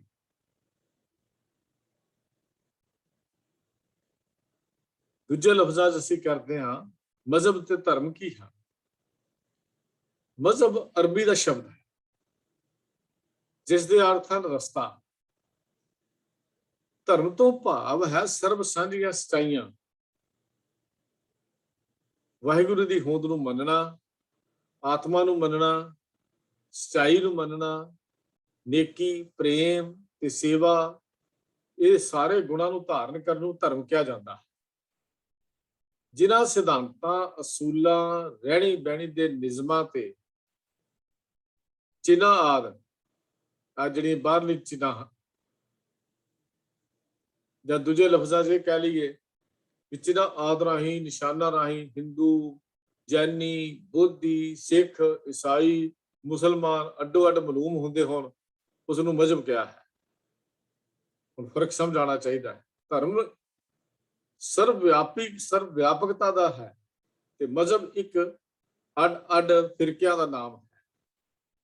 ਧਰਮ ਤੇ ਮਜ਼ਹਬ ਦਾ ਜੋ ਫਰਕ ਜੋ ਮੇਰੀ ਸਮਝ ਵਿੱਚ ਆਇਆ ਹੈ, ਹੋ ਸਕਦਾ ਹੈ ਇਸ ਤੋਂ ਅੱਗੇ ਵੀ ਆਪ ਜੀ ਨੂੰ ਕੋਈ ਬਹੁਤਾ ਗਿਆਨ ਇਸ ਦੇ ਬਾਰੇ ਹੋਵੇ ਤਾਂ ਆਪ ਜੀ ਜ਼ਰੂਰ ਦੱਸ ਦੇਣਾ, ਲੇਕਿਨ ਜੋ ਮੇਰੀ ਸਮਝ ਵਿੱਚ ਆਉਂਦਾ ਹੈ ਉਹ ਇਹ ਹੈ, ਧਰਮ ਤਾਂ ਉਹ ਚੀਜ਼ ਹੈ ਜਿਹੜੀਆਂ ਸਰਬ ਸਾਂਝੀਆਂ ਸਚਾਈਆਂ, ਵਾਹਿਗੁਰੂ ਦੀ ਹੋਂਦ ਨੂੰ ਮੰਨ ਲੈਣਾ, ਆਤਮਾ ਨੂੰ ਮੰਨਣਾ, ਸਚਾਈ ਤੇ ਨੇਕੀ, ਪ੍ਰੇਮ ਤੇ ਸੇਵਾ ਆਦਿਕ ਦੇ ਗੁਣਾਂ ਨੂੰ ਜੀਵਨ ਵਿੱਚ ਅਪਣਾ ਲੈਣਾ, ਇਹਦਾ ਨਾਮ ਧਰਮ ਹੈ। ਪਰ ਜਿਹੜੀ ਵੰਡ ਪਾ ਕਰ ਦੇਣੀ, ਇਹ ਸਿੱਖ ਹੈ, ਹਿੰਦੂ ਹੈ, ਮੁਸਲਮਾਨ ਹੈ, ਈਸਾਈ ਹੈ, ਕ੍ਰਿਸਚਨ ਹੈ, ਇਹਨੂੰ ਮਜ਼ਹਬ ਕਿਹਾ ਜਾਂਦਾ। ਇਹ ਫਰਕ ਦੋਨਾਂ ਦੇ ਵਿੱਚ ਆਉਂਦਾ ਹੈ। ਮਜ਼ਹਬ ਨੀਯਤ ਕੀਤੇ ਹੋਏ ਸਿਧਾਂਤਾਂ ਦੀ ਇੱਕ ਰਹੁ ਰੀਤੀ ਦਾ ਨਾਮ ਹੈ। ਜਿਹੜਾ ਮਜ਼ਹਬ ਹੈ, ਜੋ ਨੀਯਤ ਕੀਤੇ ਹੋਏ ਸਿਧਾਂਤਾਂ ਦੀ ਰਹੁ ਰੀਤੀ ਹੈ, ਉਹਦਾ ਨਾਮ ਹੈ। ਜੇ ਵੈਸਟਰਨ ਕਲਚਰ ਅਸੀਂ ਦੇਖਦੇ ਹਾਂ, ਇੱਥੇ ਅਸੀਂ ਜਦੋਂ ਵੈਸਟਰਨ ਕਲਚਰ ਦਾ ਥੋੜੀ ਬਹੁਤੀ ਸਟੱਡੀ ਕਰਦੇ ਹਾਂ ਜਾਂ ਵੈਸਟਰਨ ਧਰਮ ਦੇ ਬਾਰੇ ਕੁਝ ਪੜ੍ਹਦੇ ਹਾਂ, ਤਾਂ ਸਾਨੂੰ ਇੱਕ ਪਤਾ ਲੱਗਦਾ ਕਿ ਈਸਾਈ ਮਜ਼ਹਬ ਦੀ ਸਾਇੰਸ ਤੇ ਰਾਜਨੀਤੀ ਨਾਲ ਟੱਕਰ ਹੋਈ ਹੈ। ਇਹਨਾਂ ਨੇ ਇੱਥੇ ਰਹਿ ਕੇ ਇਤਿਹਾਸ ਪੜ੍ਹਿਆ, ਉਹਨਾਂ ਨੂੰ ਇਹ ਗੱਲ ਜ਼ਿਆਦਾ ਪਤਾ ਹੈ ਕਿ ਮੇਰੇ ਨਾਲ ਜ਼ਿਆਦਾ ਜਾਣਦੇ ਹੋਣਗੇ, ਕਿਉਂਕਿ ਉਹ ਚਾਹੁੰਦੇ ਨਹੀਂ ਸੀ ਧਰਮ ਦੀ ਕੋਈ ਗੱਲਬਾਤ ਕਰਨੀ। ਸਾਇੰਸਦਾਨਾਂ ਤੇ ਰਾਜੀ ਪੁਰਸ਼ਾਂ ਨੇ ਇਸ ਦੀ ਵਿਰੋਧਤਾ ਵੀ ਕੀਤੀ, ਪਰ ਇਹ ਇੱਕ ਸੱਚਾਈ ਹੈ, ਜਦ ਤੋਂ ਮਨੁੱਖ ਬਣਿਆ ਹੈ ਉਦੋਂ ਤੋਂ ਹੀ ਧਰਮ ਅਤੇ ਮਜ਼ਹਬ ਵੀ ਚੱਲਿਆ ਹੀ ਆਉਂਦਾ ਹੈ। ਵੱਖ-ਵੱਖ ਫਿਰਕੇ ਵੀ ਤੁਰੇ ਆਉਂਦੇ ਹਨ। ਧਰਮ ਕੀ ਮੂਲ ਤੇ ਤੱਤ ਸੱਚਾਈ ਹੈ, ਜਿਹੜੀ ਸਦਾ ਕਾਇਮ ਰਹਿਣ ਵਾਲੀ, ਇਸ ਦੇ ਆਸਰੇ ਦੇ ਉੱਤੇ ਸੰਸਾਰ ਵੀ ਕਾਇਮ ਹੈ। ਕਈ ਆਦਮੀ ਕਹਿੰਦੇ ਹਨ ਕਿ ਜੇ ਧਰਮ, ਇਹ ਆਦਮੀ ਇਹ ਗੱਲ ਕਹਿ ਦਿੰਦੇ ਕਿ ਜੇ ਧਰਮ ਇੱਕ ਆਦਿ ਦੀ ਜਾਂ ਅਟਲ ਸੱਚਾਈ ਹੈ ਤਾਂ ਫਿਰ ਦੁਨੀਆ ਵਿੱਚ ਭਿੰਨ-ਭਿੰਨ ਮਜ਼ਹਬ ਕਿਉਂ ਹਨ? ਅਗਲਾ ਸਵਾਲ ਇਹ ਖੜਾ ਹੋ ਜਾਂਦਾ। ਇਹ ਵੀ ਸਵਾਲ ਕਰਦੇ ਨੇ ਕਿ ਵੱਖਰੇ ਵੱਖਰੇ ਮਜ਼ਹਬ ਕਿਉਂ ਪੈਦਾ ਹੋ ਗਏ? ਇਹਦਾ ਉੱਤਰ ਬੜਾ ਸਪਸ਼ਟ ਹੈ। ਜਿਵੇਂ ਸਾਇੰਟੀਫਿਕ ਵਰਲਡ ਦੇ ਵਿੱਚ, ਦੁਨੀਆ ਦੇ ਵਿੱਚ ਇੱਕ ਵਸਤੂ ਸੰਬੰਧੀ ਭਿੰਨ-ਭਿੰਨ ਸਾਇੰਸਦਾਨਾਂ ਦੇ ਤਜਰਬੇ ਤੇ ਉਹਨਾਂ ਦੇ ਐਕਸਪੈਰੀਮੈਂਟ ਅਲੱਗ-ਅਲੱਗ ਹੁੰਦੇ ਹਨ, ਇਸ ਤਰ੍ਹਾਂ ਧਰਮ ਦੇ ਅਨੇਕਾਂ ਅੰਗਾਂ ਵਿੱਚੋਂ ਜਿਸ ਪੁਰਸ਼ ਨੇ ਵਿਸ਼ੇਸ਼ ਅੰਗ ਜਾਂ ਕਿਸੇ ਇੱਕ ਸੱਚਾਈ ਨੂੰ ਵਧੇਰੇ ਅਪਣਾਇਆ, ਉਸੇ ਰੋਸ਼ਨੀ ਵਿੱਚ ਉਸਨੇ ਧਰਮ ਨੂੰ ਖਤਮ ਕਰ ਦਿੱਤਾ। ਉੱਥੋਂ ਮਜ਼ਹਬ ਪੈਦਾ ਹੋ ਗਿਆ। ਮਤਲਬ ਇੱਕ ਚੀਜ਼ ਨੂੰ, ਧਰਮ ਨੂੰ ਖੋਜ ਕਰਦਿਆਂ ਉਹਦਾ ਪ੍ਰੈਕਟੀਕਲ ਜੀਵਨ ਵਿੱਚੋਂ ਜਦੋਂ ਪ੍ਰੈਕਟੀਕਲ ਉਹਦੀ ਗੱਲ ਲੱਭਦਿਆਂ ਕਈ ਫਿਰਕੇ ਜਿਹੜੇ ਸੀ ਉਹ ਪੈਦਾ ਹੋ ਗਏ। ਜੋ ਉਹਨੂੰ ਸਮਝ ਆਇਆ ਉਹਨੇ ਉਹਦਾ ਆਪਣਾ ਨਾਮ ਦੇ ਦਿੱਤਾ। ਤੇ ਮਜ਼ਹਬ ਜਿਹੜੇ ਸਨ ਉਹ ਤਾਂ ਪੈਦਾ ਹੋਏ। ਉਹਨਾਂ ਦੇ ਫਿਰ ਅੱਗੋਂ ਮੰਨਣ ਵਾਲਿਆਂ ਨੇ ਉਹਦਾ ਪ੍ਰਚਾਰ ਤੇ ਪ੍ਰਸਾਰ ਕਰਕੇ ਉਹਨੂੰ ਇੱਕ ਵੱਖਰੀ ਆਇਡੈਂਟੀਟੀ ਜਿਹੜੀ ਸੀ ਉਹ ਨਾਮ ਦੇ ਦਿੱਤਾ, ਆਇਡੈਂਟੀਟੀ ਦੇ ਦਿੱਤੀ। ਜਿਸ ਤਰ੍ਹਾਂ ਵੱਖ-ਵੱਖ ਰੰਗਾਂ ਦੀਆਂ ਐਨਕਾਂ ਹੁੰਦੀਆਂ ਨੇ, ਜਿਹਨੂੰ ਗਲਾਸਿਸ ਅਸੀਂ ਕਹਿੰਦੇ ਆ ਜਾਂ ਗੋਗਲਸ ਵੀ ਕਹਿ ਦਿੰਦੇ ਆ, ਵੱਖ-ਵੱਖ ਰੰਗਾਂ ਦੇ ਐਨਕਾਂ ਲਾ ਕੇ ਕਈ ਆਦਮੀ ਇੱਕੋ ਚੀਜ਼ ਨੂੰ ਕਈ ਰੰਗਾਂ ਵਿੱਚ ਵੇਖਦੇ ਹਨ। ਇਸੇ ਤਰ੍ਹਾਂ ਵੱਖ-ਵੱਖ ਇਹਨਾਂ ਮਹਾਂਪੁਰਸ਼ ਕਹਿ ਲਈਏ ਜਾਂ ਇਹਨਾਂ ਆਗੂਆਂ ਨੇ ਧਰਮ ਦੇ ਰੂਪ ਨੂੰ ਦੇਖਿਆ ਤੇ ਵੱਖ-ਵੱਖ ਢੰਗ ਦੇ ਉਹਨੂੰ ਮਿਲਣ ਦੇ ਬਿਆਨ ਕੀਤੇ, ਕਥਨ ਕੀਤੇ। ਇਸ ਕਰਕੇ ਵੱਖਰੇ ਵੱਖਰੇ ਮਜ਼ਹਬ ਜਿਹੜੇ ਸੀ ਉਹ ਪੈਦਾ ਹੋਏ। ਪਰ ਨਿਸ਼ਾਨਾ ਧਰਮ ਬਣਨਾ ਹੀ ਸੀ, ਧਾਰਮਿਕ ਬਣਨਾ ਹੀ ਸੀ। ਜੇ ਇਸ ਮਾਡਰਨ ਲਾਈਫ ਨੂੰ ਆਪਾਂ ਦੇਖਦੇ ਹਾਂ, ਅੱਜ ਮਾਇਆ ਪਦਾਰਥਵਾਦ ਦੀ ਦੁਨੀਆ, ਸਾਇੰਸ ਤੇ ਰਾਜਨੀਤਿਕ ਦੇ ਜੇ ਯੁੱਗ ਵਿੱਚੋਂ ਅੱਜ ਵਰਡ ਜਿਹੜਾ ਲੰਘ ਰਿਹਾ, ਧਰਮ ਵੱਲੋਂ ਰੁਚੀ ਘਟ ਰਹੀ ਹੈ। ਇਸ ਲਈ ਬੰਦੇ ਦੀ ਮਾਨਸਿਕ ਜਿਹੜੀ ਡਿਪਰੈਸ਼ਨ ਕਹਿ ਦਿੰਦੇ ਹਾਂ ਅਸੀਂ, ਜਾਂ ਮਾਨਸਿਕ ਅਸ਼ਾਂਤੀ ਜਿਹੜੀ ਆ ਉਹ ਵੱਧ ਰਹੀ। ਜਿਵੇਂ ਜਿਵੇਂ ਧਰਮ ਵੱਲੋਂ ਰੁਚੀ ਘਟੇਗੀ, ਤਿਵੇਂ ਤਿਵੇਂ ਬੰਦੇ ਦੇ ਡਿਪਰੈਸ਼ਨ ਤੇ ਮਾਨਸਿਕ ਅਸ਼ਾਂਤੀ ਵਧੇਗੀ। ਸੰਸਾਰ ਦੇ ਵਿੱਚ ਇੱਕ ਨਿਯਮ ਹੈ ਕਿ ਹਰੇਕ ਵਸਤੂ ਆਪਣੇ ਧੁਰੇ ਨਾਲ ਜਾਂ ਖਿੱਚ ਸ਼ਕਤੀ ਦਾ ਸੈਂਟਰ ਆਫ ਗ੍ਰੈਵਿਟੀ ਜਿਹਨੂੰ ਅਸੀਂ ਕਹਿੰਦੇ ਹਾਂ, ਦੇ ਆਸਰੇ ਤੇ ਖੜੀ ਹੈ। ਇਹ ਇੱਕ ਨਿਯਮ ਹੈ ਸੰਸਾਰ ਦਾ।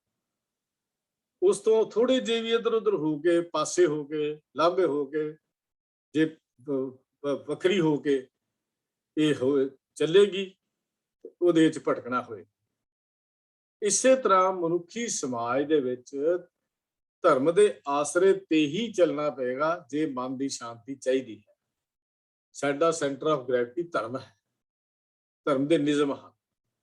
ਇਸ ਕਰਕੇ ਗੁਰੂ ਅਰਜਨ ਦੇਵ ਮਹਾਰਾਜ ਕਹਿੰਦੇ ਨੇ, ਭਲਿਆ ਨੈ ਵਿਲੰਬ ਧਰਮੰ ਵਿਲੰਬ ਪਾਪੰ।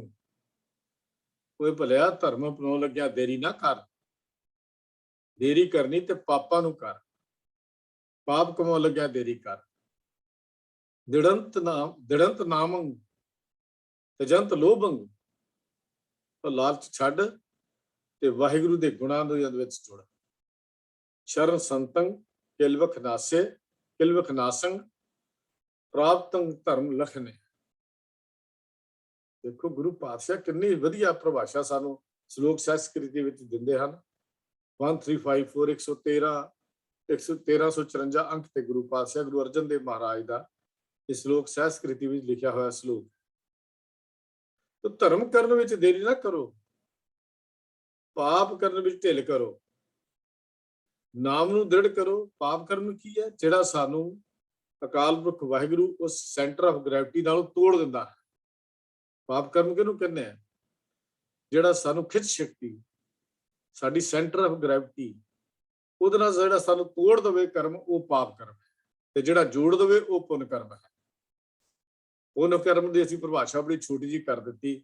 ਲੋ ਜੀ, ਕਿਸੇ ਨੂੰ ਦੇ ਦਿੱਤਾ ਪੁੰਨ ਹੋ ਗਿਆ, ਬੜਾ ਪੁੰਨ ਕਰਕੇ ਆ ਗਿਆ, ਗੁਰਦੁਆਰੇ ਦੇ ਦਿੱਤਾ ਤਾਂ ਪੁੰਨ ਕਰਤਾ, ਪੁੰਨ ਦਾ ਕੰਮ ਹੈ, ਫਲਾਣਾ ਪਾਪ ਦਾ ਕੰਮ ਹੈ। ਅਸਲ 'ਚ ਪਾਪ ਪੁੰਨ ਦੀਆਂ ਪਰਿਭਾਸ਼ਾ ਹੀ ਨਹੀਂ। ਉਸ ਚੀਜ਼ ਜਿਹੜੀ ਸਾਨੂੰ ਸੈਂਟਰ ਆਫ ਗ੍ਰੈਵਿਟੀ ਉਸ ਧੁਰੇ ਨਾਲ ਆਪਣੇ ਨਾਲ ਜੋੜ ਦੇਵੇ, ਉਹ ਪੁੰਨ ਕਰਮ ਹੈ। ਤੇ ਜਿਹੜੀ ਸ਼ਕਤੀ, ਜਿਹੜੀ ਚੀਜ਼ ਸਾਨੂੰ ਉਹਦੇ ਨਾਲ ਤੋੜ ਦੇਵੇ, ਉਹ ਪਾਪ ਕਰਮ ਹੈ। ਨਾਮ ਨੂੰ ਦ੍ਰਿੜ ਕਰਨਾ, ਲੋਭ ਦਾ ਤਿਆਗ ਕਰਨਾ, ਗੁਰੂ ਪਿਆਰਿਆਂ ਦੇ ਸੰਗਤ ਕਰਨੀ, ਇਹਦੇ ਨਾਲ ਫਿਰ ਪਾਪ ਕਰਮ ਜਿਹੜੇ ਹਨ, ਜਾਂ ਪਾਪਾਂ ਦਾ ਸੁਭਾਅ ਬਦਲ ਜਾਂਦਾ ਹੈ, ਨਾਸ਼ ਹੋ ਜਾਂਦੇ ਹਨ। ਦੂਜੇ ਲਫ਼ਜ਼ਾਂ 'ਚ ਕਹਿ ਲਈ, ਇਹੋ ਹੀ ਧਰਮ ਪ੍ਰਾਪਤੀ ਦੇ ਲੱਛਣ ਹੈ। ਜਦੋਂ ਮਨੁੱਖ ਮਾੜੀ ਸੋਚ ਤੋਂ ਬਦਲ ਕੇ ਚੰਗੀ ਸੋਚ ਵਾਲੇ ਪਾਸੇ ਨੂੰ ਤੁਰ ਪਵੇ, ਉਹ ਪੁੰਨ ਕਰਮ ਵਾਲੇ ਪਾਸੇ ਨੂੰ ਤੁਰ ਪਵੇ, ਇਹ ਧਰਮ ਦੇ ਲੱਛਣ ਇੱਥੋਂ ਨਜ਼ਰ ਆਉਂਦੇ ਹਨ। ਧਰਮ ਦਾ ਸੁਭਾਅ ਸਾਡੇ ਮਨੁੱਖ ਦਾ ਇੱਥੋਂ ਪਤਾ ਲੱਗਦਾ ਹੈ। ਹੁਣ ਗੱਲ ਕੀ ਹੈਗੀ, ਧਰਮ ਦੀ ਲੋੜ ਕੀ ਹੈ? ਇੱਕ ਸਵਾਲ ਖੜਾ ਹੋ ਗਿਆ। ਇਹ ਗੱਲਾਂ ਤਾਂ ਵੈਸੇ ਵੀ ਹੋ ਸਕਦੀਆਂ ਸੀ। ਧਰਮ ਦੀ ਲੋੜ ਕੀ ਹੈ? ਇਨਸਾਨ ਸਮਾਜਿਕ ਜੀਵ ਹੈ, ਸੋਸ਼ਲ ਐਨੀਮਲ ਜਿਹਨੂੰ ਅਸੀਂ ਕਹਿੰਦੇ ਹਾਂ। ਅੰਗਰੇਜ਼ੀ 'ਚ ਅਸੀਂ ਪੜ੍ਹਦੇ ਹੁੰਦੇ ਸੀ, ਮੈਨ ਇਜ਼ ਸੋਸ਼ਲ ਐਨੀਮਲ। ਜਦੋਂ ਇਹ ਮਨੁੱਖ ਦਾ ਇਹ ਸਮਾਜਿਕ ਜੀਵ ਹੈ, ਆਮ ਵੈਸੇ ਵੀ ਆਇਆ ਹੁੰਦਾ ਸੀ ਜਦੋਂ ਲਿਖਦੇ ਸੀ। ਤੇ ਇਹ ਨੈਚੁਰਲ ਹੈ ਕਿ ਸਮਾਜ ਵਿੱਚ ਰਹਿਣਾ ਪਸੰਦ ਕਰਦਾ ਹੈ। ਇਨਸਾਨ ਜਿਹੜਾ ਹੈ, ਜੇ ਸੋਸ਼ਲ ਹੈ ਤੇ ਸਮਾਜ 'ਚ ਰਹਿਣਾ ਵੀ ਪਸੰਦ ਕਰਦਾ। ਤੁਸੀਂ ਦੇਖਿਆ ਹੋਵੇਗਾ ਪਿਛਲੇ 1.5 ਸਾਲ ਤੋਂ ਜਦੋਂ ਤੋਂ COVID-19 ਲੱਗਾ, ਇਹ COVID-19 ਦੀ ਆਫਤ ਇਸ ਸੰਸਾਰ ਵਿੱਚ ਆਈ, ਮਨੁੱਖ ਸਮਾਜ ਤੋਂ ਟੁੱਟ ਗਿਆ। ਔਰ ਕਈ ਐਸੇ ਸੀ ਜਿਨ੍ਹਾਂ ਨੇ ਮਹੀਨਾ ਪਰਿਵਾਰ ਤੋਂ ਵੀ ਟੁੱਟੇ ਰਹੇ, ਕਿਉਂਕਿ ਉਹ ਇਸ ਦਾ ਸ਼ਿਕਾਰ ਹੋ ਗਏ। ਇੰਨਾ ਨੁਕਸਾਨ ਬਿਮਾਰੀ ਨਾਲ ਸ਼ਾਇਦ ਨਾ ਹੋਇਆ ਹੋਵੇ ਜਿੰਨਾ ਮਨੁੱਖ ਦੇ ਇਕੱਲੇਪਨ ਨੇ ਉਹਨੂੰ ਨੁਕਸਾਨ ਕੀਤਾ ਹੋਵੇ। ਉਹਦੇ ਵਿੱਚੋਂ ਡਿਪਰੈਸ਼ਨ 'ਚ ਚਲੇ ਗਏ। ਪਰ ਬਹੁਤ ਸਾਰੇ ਪਰਿਵਾਰਾਂ ਦੇ ਜੀ ਤਾਂ ਇਸ ਡਿਪਰੈਸ਼ਨ ਦੀ ਬਿਮਾਰੀ ਦੇ ਨਾਲ ਵੀ ਸ਼ਿਕਾਰ ਹੋ, ਕਾਰਨ ਇਕੱਲੇ ਰਹਿਣ ਦਾ ਸੀ, ਕਿਉਂਕਿ ਜੀਵ ਸਮਾਜ ਵਿੱਚ ਰਹਿਣਾ ਪਸੰਦ ਕਰਦਾ ਹੈ। ਜਦੋਂ ਤੱਕ ਸਮਾਜ ਕਾਇਮ ਰਹਿੰਦਾ ਹੈ, ਸਮੁੱਚੀ ਭਲਾਈ ਲਈ ਕੁਝ ਨਿਯਮਾਂ ਉੱਤੇ ਚੱਲਿਆ ਜਾਵੇ, ਕਿਸੇ ਸਦਾਚਾਰਕ ਰੂਲਸ ਦੇ ਉੱਤੇ, ਨਿਯਮਾਵਲੀ ਦੇ ਉੱਤੇ ਪਾਲਣਾ ਕੀਤੀ ਜਾਵੇ ਤੇ ਸਦਾਚਾਰਕ ਪੂਰਤੀ, ਨਿਯਮਾਂ ਦੀ ਪੂਰਤੀ ਦੇ ਲਈ ਰਾਜਸੀ ਕਾਨੂੰਨ ਬਣਾਏ ਜਾਣ। ਇਹ ਸਦਾਚਾਰਕ ਨਿਯਮ ਤੇ ਕਾਨੂੰਨ ਮਨੁੱਖ ਦੀ ਅੰਦਰਲੀ ਸ਼ਖਸੀਅਤ ਨੂੰ ਘੜਨ ਵਿੱਚ ਹਰ ਥਾਂ ਸਹਾਈ ਨਹੀਂ ਹੁੰਦੇ। ਇਹ ਗੱਲ ਖਿਆਲ ਕਰਨਾ। ਆ ਜਿਹੜੇ ਬਾਹਰਲੀ ਦੁਨੀਆ ਦੀ ਗੱਲ ਕਰਦੇ ਆ, ਜੋ ਕਾਨੂੰਨ ਬਣਦੇ ਨੇ, ਕਾਨੂੰਨ ਤਾਂ ਬਣੇ ਹੋਏ ਨੇ। ਕੀ ਇਹ ਕਾਨੂੰਨ ਹਰ ਬੰਦੇ ਦੀ ਸ਼ਖਸੀਅਤ ਨੂੰ ਘੜ ਸਕਦਾ? ਚੋਰ ਚੋਰੀ ਕਰ ਰਿਹਾ, ਡਾਕੂ ਡਾਕਾ ਮਾਰ ਰਿਹਾ, ਕਤਲ ਕਰਨ ਵਾਲਾ ਕਤਲ ਕਰ ਰਿਹਾ, ਕਾਨੂੰਨ ਤਾਂ ਬਣੇ ਹੋਏ ਨੇ ਇਹਨਾਂ ਨੂੰ ਰੋਕਣ ਲਈ। ਇਹ ਅੰਦਰਲੀ ਸ਼ਖਸੀਅਤ ਨੂੰ ਨਹੀਂ ਘੜ ਸਕਦੇ। ਬਾਹਰਲੀ ਚੀਜ਼ਾਂ ਜਿਹੜੀਆਂ ਹਨ, ਅੰਦਰਲੀ ਸ਼ਖਸੀਅਤ ਨੂੰ ਨਹੀਂ ਘੜ ਸਕਦੀਆਂ। ਜਿਵੇਂ ਉਦਾਹਰਨ ਦੇ ਤੌਰ ਤੇ ਆਪਾਂ ਗੱਲ ਕਰ ਲਈਏ ਕਿ ਕਾਮ, ਕ੍ਰੋਧ, ਲੋਭ, ਮੋਹ, ਹੰਕਾਰ ਇਹ ਸਦਾਚਾਰਕ ਨਿਯਮਾਂ ਅਨੁਸਾਰ ਬੁਰਾਈਆਂ ਹਨ, ਪਰ ਇਹਨਾਂ ਤੋਂ ਬਚਣ ਲਈ ਕੇਵਲ ਰਾਜਸੀ ਕਾਨੂੰਨ ਜਾਂ ਬਾਹਰੀ ਡਰ ਜਾਂ ਕੇਵਲ ਇਹ ਕਹਿ ਲਈਏ ਵੀ ਕੇਵਲ ਡੰਡੇ ਦੇ ਜ਼ੋਰ ਦੇ ਨਾਲ ਜਾਂ ਸਜ਼ਾ ਦੇ ਡਰ ਦੇ ਨਾਲ ਕੀ ਇਹਨਾਂ ਨੂੰ ਖਤਮ ਕਰ ਲਵਾਂਗੇ? ਹੁਣ ਅਸੀਂ ਨਹੀਂ ਕਰ ਸਕਦੇ, ਕਿਉਂਕਿ ਸਦਾ ਇਹਦੇ ਅਧੀਨ ਹੀ ਨਹੀਂ ਆਉਂਦੀਆਂ, ਇਹ ਮਦਾ ਹੀ ਨਹੀਂ ਸਮਝ ਆਉਂਦੀਆਂ। ਇਹਨਾਂ ਤੋਂ ਬਚਾਉਣ ਲਈ ਕੇਵਲ ਕੇਵਲ ਕੇਵਲ ਤੇ ਕੇਵਲ ਸਦਾਚਾਰਕ ਨਿਯਮ ਜਿਹੜੇ ਉਹ ਤੇ ਧਰਮ ਹੀ ਮਦਦ ਕਰ ਸਕਦਾ ਹੈ। ਰਾਜਸੀ ਕਾਨੂੰਨ ਦਾ ਡਰ ਬਹੁਤੀ ਮਦਦ ਨਹੀਂ ਕਰ ਸਕਦੇ।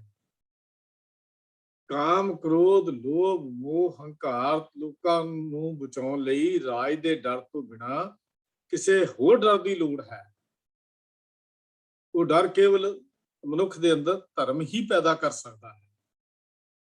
ਉਹ ਡਰ ਨਿਰਮਲ ਭਾਵ ਹੈ, ਉਹ ਕਾਨੂੰਨ ਦਾ ਭਾਵ ਨਹੀਂ, ਸਜ਼ਾਏ ਮੌਤ ਦਾ ਡਰ ਨਹੀਂ, ਉਮਰ ਕੈਦ ਦਾ ਡਰ ਨਹੀਂ। ਗੱਲ ਕਰਨਾ, ਉਹ ਨਿਰਮਲ ਭਾਵ ਹੈ, ਭਾਵਨੀ ਹੈ, ਪ੍ਰੇਮ ਨਾਲ ਭਿੱਜਿਆ ਹੋਇਆ ਡਰ ਹੈ। ਉਹ ਡਰ ਕਿੱਥੋਂ ਪੈਦਾ ਹੋਏਗਾ? ਉਹ ਡਰ ਧਰਮ ਦੇ ਅਸੂਲਾਂ ਵਿੱਚੋਂ ਪੈਦਾ ਹੋਏਗਾ। ਨਹੀਂ ਤਾਂ ਮਨੁੱਖ ਸੰਸਾਰ ਵਿੱਚ ਅਸੀਂ ਇਹ ਸਭ ਕੁਝ ਕਰਦੇ ਹੋਏ ਦੇਖੇ ਹਨ। ਜੇਲ੍ਹਾਂ ਦੀਆਂ ਜੇਲ੍ਹਾਂ ਭਰੀਆਂ ਹੋਈਆਂ ਨੇ, ਜਗ੍ਹਾ ਨਹੀਂ ਹੈ ਜੇਲ੍ਹਾਂ ਦੇ ਵਿੱਚ ਹੋਰ ਕੈਦ ਕਰਨ ਦੇ ਲਈ। ਜੇਲ੍ਹਾਂ ਛੋਟੀਆਂ ਪੈ ਗਈਆਂ, ਅਪਰਾਧੀਆਂ ਦੀ ਗਿਣਤੀ ਵੱਧ ਗਈ। ਕਾਰਨ ਕੀ ਉਹਨਾਂ ਨੂੰ ਕਾਨੂੰਨਾਂ ਨੇ ਬਦਲ ਦਿੱਤਾ? ਹਰ ਦੇਸ਼ ਵਿੱਚ ਦੇਖ ਲਓ, ਕੋਈ ਦੇਸ਼ ਐਸਾ ਨਹੀਂ ਹੈ ਜਿੱਥੇ ਇਹ ਕੁਝ ਨਹੀਂ ਹੋ ਰਿਹਾ। ਅਸੂਲ ਤਾਂ ਇਹਨਾਂ ਦੇ ਬੜੇ ਸਖਤ ਨੇ। ਈਵਨ ਇੱਥੋਂ ਤੱਕ ਗੱਲ ਕਰ ਲਈਏ, ਦੇਸ਼ਾਂ ਵਿੱਚ ਕਾਨੂੰਨ ਬਣਾਉਣ ਵਾਲੇ ਵੀ, ਕਾਨੂੰਨ ਘਾੜੇ ਵੀ, ਕਾਨੂੰਨ ਸਿਰਜਣਹਾਰੇ ਵੀ ਕਾਨੂੰਨ ਦੇ, ਉਹ ਵੀ ਇਹਨਾਂ ਚੀਜ਼ਾਂ ਤੋਂ ਨਾ ਬਚ ਸਕੇ। ਖਾਸ ਕਰਕੇ ਰਾਜਸੀ ਤਾਕਤ ਵਿੱਚ, ਰਾਜਸੀ ਕੁਰਸੀਆਂ ਤੇ ਬੈਠੇ ਹੋਏ ਬੰਦੇ ਤਾਂ ਰੋਜ਼ ਕਿਸੇ ਨਾ ਕਿਸੇ ਦਾ ਸ਼ੋਸ਼ਣ ਕਰਨ ਤੋਂ ਸੰਕੋਚ ਨਹੀਂ ਕਰਦੇ, ਦੇਸ਼ ਕੋਈ ਵੀ ਹੋਵੇ। ਉਹ ਜਿੱਥੇ ਆਪਣੀ ਜਨਤਾ ਦਾ ਸ਼ੋਸ਼ਣ ਕਰਦੇ ਹਨ, ਉੱਥੇ ਬਾਹਰਲੇ ਦੂਜਿਆਂ ਮੁਲਕਾਂ ਦੇ ਨਾਲ ਵੀ ਤੇ ਉਹਨਾਂ ਦਾ ਸ਼ੋਸ਼ਣ ਕਰਨ ਦਾ ਯਤਨ ਕਰਦੇ ਹਨ। ਹਮੇਸ਼ਾ ਹਰ ਦੇਸ਼ ਦੀ ਕਹਾਣੀ ਹੈ ਕਿ ਇਹ ਕਾਨੂੰਨ ਦੇ ਘਾੜੇ ਹੀ ਕਾਨੂੰਨ ਦੇ ਡਰ ਨੂੰ ਨਹੀਂ ਮੰਨਦੇ, ਪਰ ਕੁਰਸੀ ਤੇ ਬੈਠ ਕੇ ਵੀ ਉਹ ਵਿਚਾਰ ਕਰ ਰਹੇ ਹਨ। ਜੱਜ ਦੀ ਕੁਰਸੀ ਤੇ ਬੈਠ ਕੇ ਅਨਿਆਏ ਕਮਾ ਰਿਹਾ ਹੈ, ਗਲਤ ਫੈਸਲੇ ਕਰਦਾ ਹੈ। ਉਹਨੂੰ ਪਤਾ ਹੈ ਕਿ ਮੇਰਾ ਫੈਸਲਾ ਗਲਤ ਹੈ, ਕਿਸੇ ਨੂੰ ਸਜ਼ਾਏ ਮੌਤ ਹੋ ਸਕਦੀ ਹੈ, ਪਰ ਨਹੀਂ, ਕੇਵਲ ਇੱਕ ਘੜੇ ਹੋਏ ਕਾਨੂੰਨਾਂ ਮੁਤਾਬਕ ਹੀ ਹੋਏ, ਕਿਉਂਕਿ ਉਹਦੇ ਅੰਦਰ ਭਾਵ ਨਹੀਂ ਹੈ। ਉਹਦੇ ਅੰਦਰ ਉਹ ਭਾਵ ਨਹੀਂ ਹੈ, ਕੇਵਲ ਕਾਨੂੰਨ ਨੂੰ ਜਾਣਦਾ ਹੈ। ਤਾਂ ਕੇਵਲ ਕਾਨੂੰਨ ਤੱਕ ਸੀਮਿਤ ਹੋ ਜਾਣਾ, ਕੇਵਲ ਬਾਹਰ ਦੀਆਂ ਗੱਲਾਂ ਕਰ ਲੈਣੀਆਂ। ਮੈਂ ਬੇਨਤੀ ਕਰ ਰਿਹਾ ਹਾਂ ਕਿ ਇਸ ਡਰ ਦੇ ਅਧੀਨ ਮਨੁੱਖ ਦਾ ਜੀਵਨ ਨਹੀਂ ਬਦਲ ਸਕਦਾ। ਇਹ ਤਾਂ ਉਦੋਂ ਵੀ ਚੱਲਦਾ ਸੀ ਜਦੋਂ ਗੁਰੂ ਨਾਨਕ ਸਾਹਿਬ ਸੰਸਾਰ ਵਿੱਚ ਆਏ। ਗੁਰੂ ਸਾਹਿਬ ਜੀ ਨੇ ਤਿੰਨਾਂ ਨਾਲ ਦੇਖਿਆ, ਜੋਗੀ ਨੂੰ ਦੇਖਿਆ, ਗੁਰੂ ਸਾਹਿਬ ਜੀ ਨੇ ਬ੍ਰਾਹਮਣ ਨੂੰ ਦੇਖਿਆ, ਗੁਰੂ ਸਾਹਿਬ ਨੇ ਕਾਜੀ ਨੂੰ ਦੇਖਿਆ, ਔਰ ਤਿੰਨਾਂ ਦੇ ਜੀਵਨ ਦੀ ਸ਼ੈਲੀ ਨੂੰ ਗੁਰੂ ਮਹਾਰਾਜ ਨੇ ਬਿਆਨ ਕਰ ਦਿੱਤਾ। ਕਹਿੰਦੇ ਕਾਦੀ ਕੂੜ ਬੋਲ ਮਲ ਖਾਏ, ਬਾਹਮਣ ਨਾਵੇ ਜੀਆਂ ਘਾਏ, ਜੋਗੀ ਜੁਗਤ ਨਾ ਜਾਣੇ ਅੰਧ, ਤਿੰਨ ਉਜਾੜੇ ਕਾ ਬੰਧ। ਗੱਲਾਂ ਤਾਂ ਤੁਸੀਂ ਕਰਦੇ ਹੋ ਇਹਨਾਂ ਨੂੰ ਉਤਾਰਨ ਦੀਆਂ।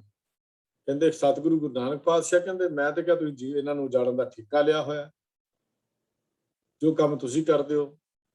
ਕੂੜ ਬੋਲਦੇ ਹੋ, ਸੱਚ ਦੀ ਕੁਰਸੀ ਤੇ ਬੈਠ ਕੇ, ਨਿਆਂ ਦੀ ਕੁਰਸੀ ਤੇ ਬੈਠ ਕੇ ਨਿਆਂ ਕਮਾਉਂਦੇ ਹੋ। ਕਾਦੀ ਕੂੜ ਬੋਲ ਮਲ ਖਾਏ, ਰਿਸ਼ਵਤ ਲੈਂਦੇ ਹੋ, ਵੱਡੀ ਖੋ ਲੈਂਦੇ ਹੋ, ਵੱਡੀ ਲੈ ਕੇ ਫੈਸਲੇ ਗਲਤ ਕੀਤੇ ਜਾਂਦੇ ਨੇ। ਤੇ ਬ੍ਰਾਹਮਣ ਜੋ ਧਰਮ ਦਾ ਦੂਜੀ ਦਾ ਧਰਮ ਦਾ ਆਗੂ ਸੀ, ਲੋਕਾਂ ਦੀ ਰੱਤ ਵਿੱਚ ਨਹਾਉਂਦਾ, ਖੂਨ ਪੀਂਦਾ ਹੈ, ਉਹਨਾਂ ਦੇ ਕੋਲ ਨਜਾਇਜ਼ ਕੰਮ ਕਰਾਉਣੇ। ਤੇ ਜੋਗੀ ਸੀ, ਉਹਨੂੰ ਜੁਗਤੀ ਦਾ ਹੀ ਪਤਾ ਨਹੀਂ, ਜੀਵਨ ਦਾ ਮਾਰਗ ਹੀ ਪਤਾ ਨਹੀਂ, ਘਰ-ਬਾਰ ਛੱਡ ਕੇ ਤੁਰ ਗਿਆ, ਅਸੂਲਾਂ ਨੂੰ ਹੀ ਤਿਆਗ ਦਿੱਤਾ, ਸੰਸਾਰ ਹੀ ਤਿਆਗ ਕੇ ਬੈਠ ਗਿਆ, ਉਹਨੂੰ ਜੀਵਨ ਦਾ ਮਾਰਗ ਨਹੀਂ ਸੀ ਪਤਾ। ਤਿੰਨੇ ਉਜਾੜੇ ਕਾ ਬੰਦ। ਕਹਿੰਦੇ ਚੇਲੇ ਤੁਸੀਂ ਬਣਾਏ ਹੋਏ ਨੇ, ਪਰ ਤੁਸੀਂ ਇਹ ਸਾਰਾ ਕੁਝ ਧਰਮ ਨਹੀਂ, ਇਹ ਤਾਂ ਸਗੋਂ ਧਰਮ ਤੋਂ ਦੂਰ ਲਿਜਾਣ ਦੀਆਂ ਗੱਲਾਂ ਕਰਦੇ ਹੋ। ਗੱਲ ਕੀ ਹੈ ਕਿ ਕੇਵਲ ਰਾਜਸੀ ਕਾਨੂੰਨ ਦਾ ਡਰ ਜਾਂ ਕੇਵਲ ਸਦਾਚਾਰਕ ਨਿਯਮ ਜਿਹੜੇ ਅਸੀਂ ਕਹਿ ਦਿੰਦੇ ਆ, ਲੋ ਜੀ ਅਸੀਂ ਸਭ ਨਿਯਮ ਬਣਾ ਤੇ ਠੀਕ ਹੀ ਠੀਕ ਹੈ, ਸਾਨੂੰ ਧਰਮ ਦੀ ਤਾਂ ਲੋੜ ਹੀ ਕੋਈ ਨਹੀਂ। ਮੈਂ ਫਿਰ ਬੇਨਤੀ ਬਾਰ-ਬਾਰ ਦੁਹਰਾ ਰਿਹਾ, ਕੇਵਲ ਸਦਾਚਾਰਕ ਨਿਯਮ ਜਾਂ ਕਾਨੂੰਨ ਦਾ ਡਰ ਇਸ ਅੰਦਰਲੀ ਜਿਹੜੀ ਸਾਡੇ ਦੁਸ਼ਮਣ ਹਨ ਉਹਨਾਂ ਤੋਂ ਬਚਾਉਣ ਵਿੱਚ ਸਹਾਈ ਨਹੀਂ ਹੋ ਸਕਦਾ, ਜਦ ਤੱਕ ਸਾਡੇ ਅੰਦਰ ਕੇਵਲ ਤਾਂ ਕੇਵਲ ਉਸ ਧਰਮ ਦਾ ਡਰ ਪੈਦਾ ਨਹੀਂ ਹੁੰਦਾ। ਪਰ ਉਹ ਭਉ ਨਿਰਮਲ ਭਉ ਹੈ, ਉਹ ਭਉ ਕਾਨੂੰਨ ਦਾ ਡਰ ਨਹੀਂ, ਡੰਡੇ ਦਾ ਡਰ ਨਹੀਂ ਹੈ। ਹੁਣ ਅੱਜ ਦੇ ਜ਼ਮਾਨੇ 'ਚ ਅਸੀਂ ਦੇਖਦੇ ਹਾਂ ਧਰਮ ਦੀ ਲੋੜ ਉਸੇ ਤਰ੍ਹਾਂ ਹੀ ਮਹਿਸੂਸ ਕੀਤੀ ਜਾ ਰਹੀ ਹੈ ਜਿਸ ਤਰ੍ਹਾਂ ਪਹਿਲਾਂ ਕੀਤੀ ਜਾਂਦੀ ਸੀ। ਸਾਇੰਸ ਦੀ ਉੱਨਤੀ, ਵਿਗਿਆਨ ਇਨਸਾਨ ਨੂੰ ਸਵੈ ਪੂਰਨ ਨਹੀਂ ਬਣਾ ਸਕੇ, ਉਹਦੀਆਂ ਲੋੜਾਂ ਪੂਰੀਆਂ ਕਰਨ ਵਾਲੇ ਪਾਸੇ ਤਾਂ ਚੱਲ ਪਏ, ਲੇਕਿਨ ਇਨਸਾਨ ਦੀ ਮੁਕੰਮਲਤਾ ਵਾਲਾ ਪਾਸਾ ਨਹੀਂ ਕਰ ਸਕੇ। ਮਨੁੱਖੀ ਆਚਰਣ ਨੂੰ ਕਾਇਮ ਰੱਖਣ ਦੇ ਲਈ ਸਾਇੰਸ ਅਜੇ ਧਰਮ ਦੀ ਥਾਂ ਕੋਈ ਨਵਾਂ ਨਿਯਮ ਨਹੀਂ ਬਣਾ ਸਕਿਆ, ਕਿਉਂਕਿ ਸਾਇੰਸ ਤਾਂ ਧਰਮ ਨੂੰ ਕਹਿੰਦੇ ਅਸੀਂ ਮੰਨਦੇ ਹੀ ਨਹੀਂ, ਉਹ ਤਾਂ ਧਰਮ ਤੋਂ ਆਪ ਨੂੰ ਨੱਕਰ ਹੋ ਜਾਂਦੇ ਹਨ। ਪਰ ਬੇਨਤੀ ਕਰਦੇ ਹਾਂ ਕਿ ਸਾਇੰਸ ਕੋਈ ਇਹੋ ਜਿਹਾ ਨੇਮ ਨਹੀਂ ਘੜ ਸਕਿਆ ਜਿਹਦੇ ਨਾਲ ਮਨੁੱਖ ਦੇ ਉਸਾਰੀ ਅੰਦਰ ਦੀ ਉਸਾਰੀ ਹੋ ਸਕੇ। ਬਾਹਰ ਦੀ ਉਸਾਰੀ ਦੀਆਂ ਗੱਲਾਂ ਠੀਕ ਨੇ, ਵੱਡੀਆਂ ਵੱਡੀਆਂ ਉਡਾਰੀਆਂ ਮਾਰ ਲਈਆਂ, ਚੰਦਰਮਾ ਤੱਕ ਪਹੁੰਚ ਗਏ, ਸੂਰਜ ਤੱਕ ਪਹੁੰਚਣ ਦੀਆਂ ਗੱਲਾਂ ਕਰਦੇ ਹਾਂ, ਇਹ ਹੁੰਦੀਆਂ ਰਹਿਣਗੀਆਂ, ਪਰ ਇਹ ਬਾਹਰ ਦੀਆਂ ਉਡਾਰੀਆਂ ਹਨ। ਜਿਹੜੀ ਅੰਦਰ ਦੀ ਉਡਾਰੀ ਹੈ ਉਹ ਇਹ ਨਹੀਂ ਕੰਮ ਕਰ ਸਕਦੀ, ਨਾ ਹੀ ਮਨੁੱਖ ਦੇ ਜੀਵਨ ਨੂੰ ਕਦੀ ਆਚਰਨ ਨੂੰ, ਕਿਰਦਾਰ ਨੂੰ, ਕਰੈਕਟਰ ਨੂੰ ਇਹ ਘੜ ਸਕਿਆ, ਸਾਇੰਸ ਘੜ ਵੀ ਨਹੀਂ ਸਕੇ।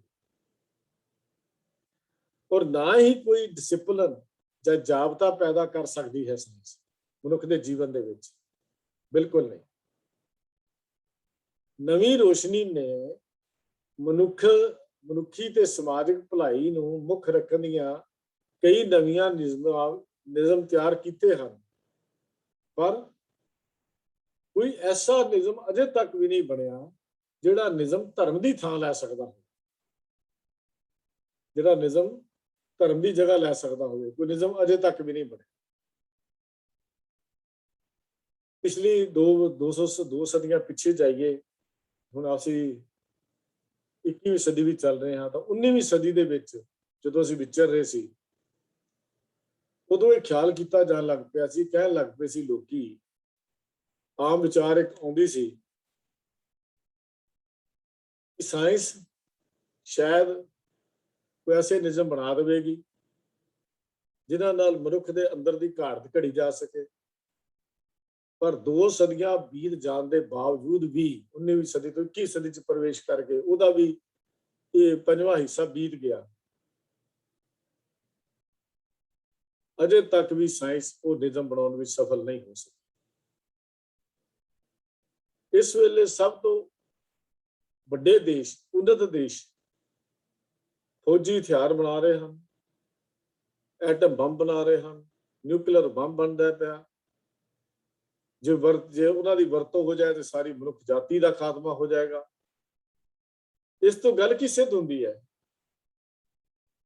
ਕਿ ਮਨੁੱਖੀ ਭਲਾਈ ਦਾ ਆਦਰਸ਼ ਇਸ ਵਿਗਿਆਨਕ ਉੱਨਤੀ ਨੂੰ ਕੋਈ ਚੰਗਾ ਲੱਗਦਾ ਹੋਇਆ ਨਜ਼ਰ ਨਹੀਂ ਆਉਂਦਾ। ਇਹ ਮਨੁੱਖ ਦੀ ਭਲਾਈ ਹੈ, ਨਿਊਕਲੀਅਰ ਬੰਬ ਬਣਾ ਕੇ ਖਤਮ ਕਰ ਦਿਓ। ਇਹ 'ਚ ਮਨੁੱਖੀ ਭਲਾਈ ਦੀ ਕੋਈ ਦਾਸਤਾਨ ਹੈ, ਕੋਈ ਕਹਾਣੀ ਹੈ, ਕੋਈ ਹੈ ਚੀਜ਼? ਬਿਲਕੁਲ ਨਹੀਂ। ਇਹ ਤਾਂ ਮਨੁੱਖ ਜਾਤੀ ਦੇ ਨਾਲ ਵੈਰ ਕਮਾਉਣ ਦੀ ਗੱਲ ਹੈ, ਮਨੁੱਖ ਜਾਤੀ ਨੂੰ ਖਤਮ ਕਰਨ ਦੀ ਗੱਲ ਹੈ। ਮਾਫ ਕਰਨਾ ਜੀ, ਖਤਮ ਕਰਨ ਦੀ ਗੱਲ ਹੈ। ਇਸ ਤੋਂ ਸਿੱਧ ਗੱਲ ਕੀ ਸਿੱਧ ਹੁੰਦੀ ਹੈ ਕਿ ਮਨੁੱਖੀ ਭਲਾਈ ਦਾ ਆਦਰਸ਼ ਅਸਲ ਵਿੱਚ ਸਾਇੰਸ ਕੋਲ ਹੈ ਹੀ ਨਹੀਂ ਹੈ, ਬਾਹਰ ਦੀ ਭਲਾਈ ਦਾ ਹੈ। ਮਨੁੱਖ ਦੇ ਅੰਦਰ ਦੀ ਭਲਾਈ ਦਾ ਆਦਰਸ਼ ਸੰਸਾਰ ਕੋਲ ਨਹੀਂ ਹੈ। ਜੇ ਅੱਜ ਕੱਲ੍ਹ ਦੁਨੀਆ ਵਿੱਚ ਕੋਈ ਇਮਾਨਦਾਰੀ, ਤਰਸ, ਦਇਆ, ਭਲਾ ਮਾਨਸੀ ਜਾਂ ਸ਼ਰੀਫ ਸਾਊਪੁਣਾ ਹੈ ਤਾਂ ਉਹ ਕੇਵਲ ਧਰਮ ਦੇ ਨਿਯਮਾਂ ਦੇ ਡਰ ਕਰਕੇ ਹੈ, ਸਾਇੰਸ ਦੀ ਉੱਨਤੀ ਕਰਕੇ ਨਹੀਂ ਹੈ। ਉਹ ਧਰਮ ਦੇ ਅਸੂਲਾਂ ਕਰਕੇ ਹੈ। ਜੇ ਅੰਦਰ ਭਾਵਨੀ ਹੈ, ਪਿਆਰ ਹੈ, ਮਨੁੱਖਤਾ ਦੇ ਲਈ ਸਤਿਕਾਰ ਹੈ ਤਾਂ ਉਹ ਕੇਵਲ ਧਰਮ ਦੇ ਡਰ ਕਰਕੇ ਹੈ। ਚੰਗੇ ਚਰਨ, ਚੰਗਾ ਕਿਰਦਾਰ, ਮਨੁੱਖਤਾ, ਸਹਿਨਸ਼ੀਲਤਾ, ਖਿਆਲਾਂ ਦੀ ਪਵਿੱਤਰਤਾ ਅਤੇ ਹੋਰ ਨੇਕ ਨੀਤੀ ਨੇ ਦੇ ਦੁਸ਼ਮਣ ਹਨ ਕਾਮ, ਕ੍ਰੋਧ, ਲੋਭ, ਮੋਹ, ਹੰਕਾਰ। ਇਹ ਚੀਜ਼ਾਂ ਦੇ ਆਪਸੀ ਵਿਰੋਧੀ ਹਨ। ਸਾਇੰਸ ਨੇ ਮਨੁੱਖੀ ਇਛਾਵਾਂ ਦੇ ਨਾਲ ਤੁਰਦਿਆਂ ਹੋਇਆ ਇਹਨਾਂ ਨਾਲੋਂ ਅੱਗੇ ਨੂੰ ਵੱਧ ਕੇ ਇਹਨਾਂ ਚੀਜ਼ਾਂ ਨੇ ਹੋਰ ਵੀ ਵੱਡਾ ਰੂਪ ਧਾਰਨ ਕਰ ਲਿਆ, ਨਾ ਕਿ ਇਹਨਾਂ ਤੋਂ ਛੁਟਕਾਰਾ ਪਵਾ ਸਕੇ। ਜਿਹਦੇ ਕੋਲ ਜ਼ਿਆਦਾ ਸਾਧਨ ਹੈ, ਜ਼ਿਆਦਾ ਹੰਕਾਰੀ ਹੈ, ਵੱਡਾ ਹੰਕਾਰੀ ਬਣ ਗਿਆ। ਉਸ ਦਾ ਕਾਰਨ ਇਹ ਹੈ ਕਿ ਮਨੁੱਖੀ ਇਛਾਵਾਂ, ਲੋਭ ਤੇ ਕ੍ਰੋਧ ਨੂੰ ਕਾਬੂ ਕਰਨ ਲਈ ਆਤਮਿਕ ਕੀਮਤਾਂ ਜਾਂ ਜ਼ਮੀਰ ਦੀ ਅੰਦਰਲੀ ਆਵਾਜ਼ ਸੁਣਨ ਦੀ ਸ਼ਕਤੀ ਘੱਟ ਕਰ ਦਿੰਦੀਆਂ ਹਨ। ਉਹਦਾ ਕਾਰਨ ਇਹ ਹੈ ਜਿਹੜੀਆਂ ਮਨੁੱਖੀ ਇਛਾਵਾਂ ਹਨ। ਇਸ ਸਾਇੰਸ ਦਾ ਗਿਆਨ ਕਾਮ, ਕ੍ਰੋਧ ਤੇ ਲੋਭ ਨੂੰ ਘਟਾਉਣ ਦਾ ਯਤਨ ਨਹੀਂ ਕਰਦਾ।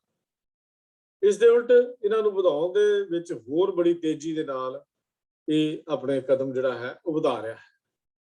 ਔਰ ਅੱਜ ਸਾਇੰਸ ਦੇ ਇੰਨੀ ਤਰੱਕੀ ਕਰਨ ਦੇ ਬਾਵਜੂਦ ਵੀ ਕਾਮ, ਕ੍ਰੋਧ ਤੇ ਲੋਭ ਦਾ ਨੰਗਾ ਨਾਚ ਅਸੀਂ ਹਰ ਦੇਸ਼ ਵਿੱਚ ਹੁੰਦਾ ਦੇਖ ਰਹੇ ਹਾਂ।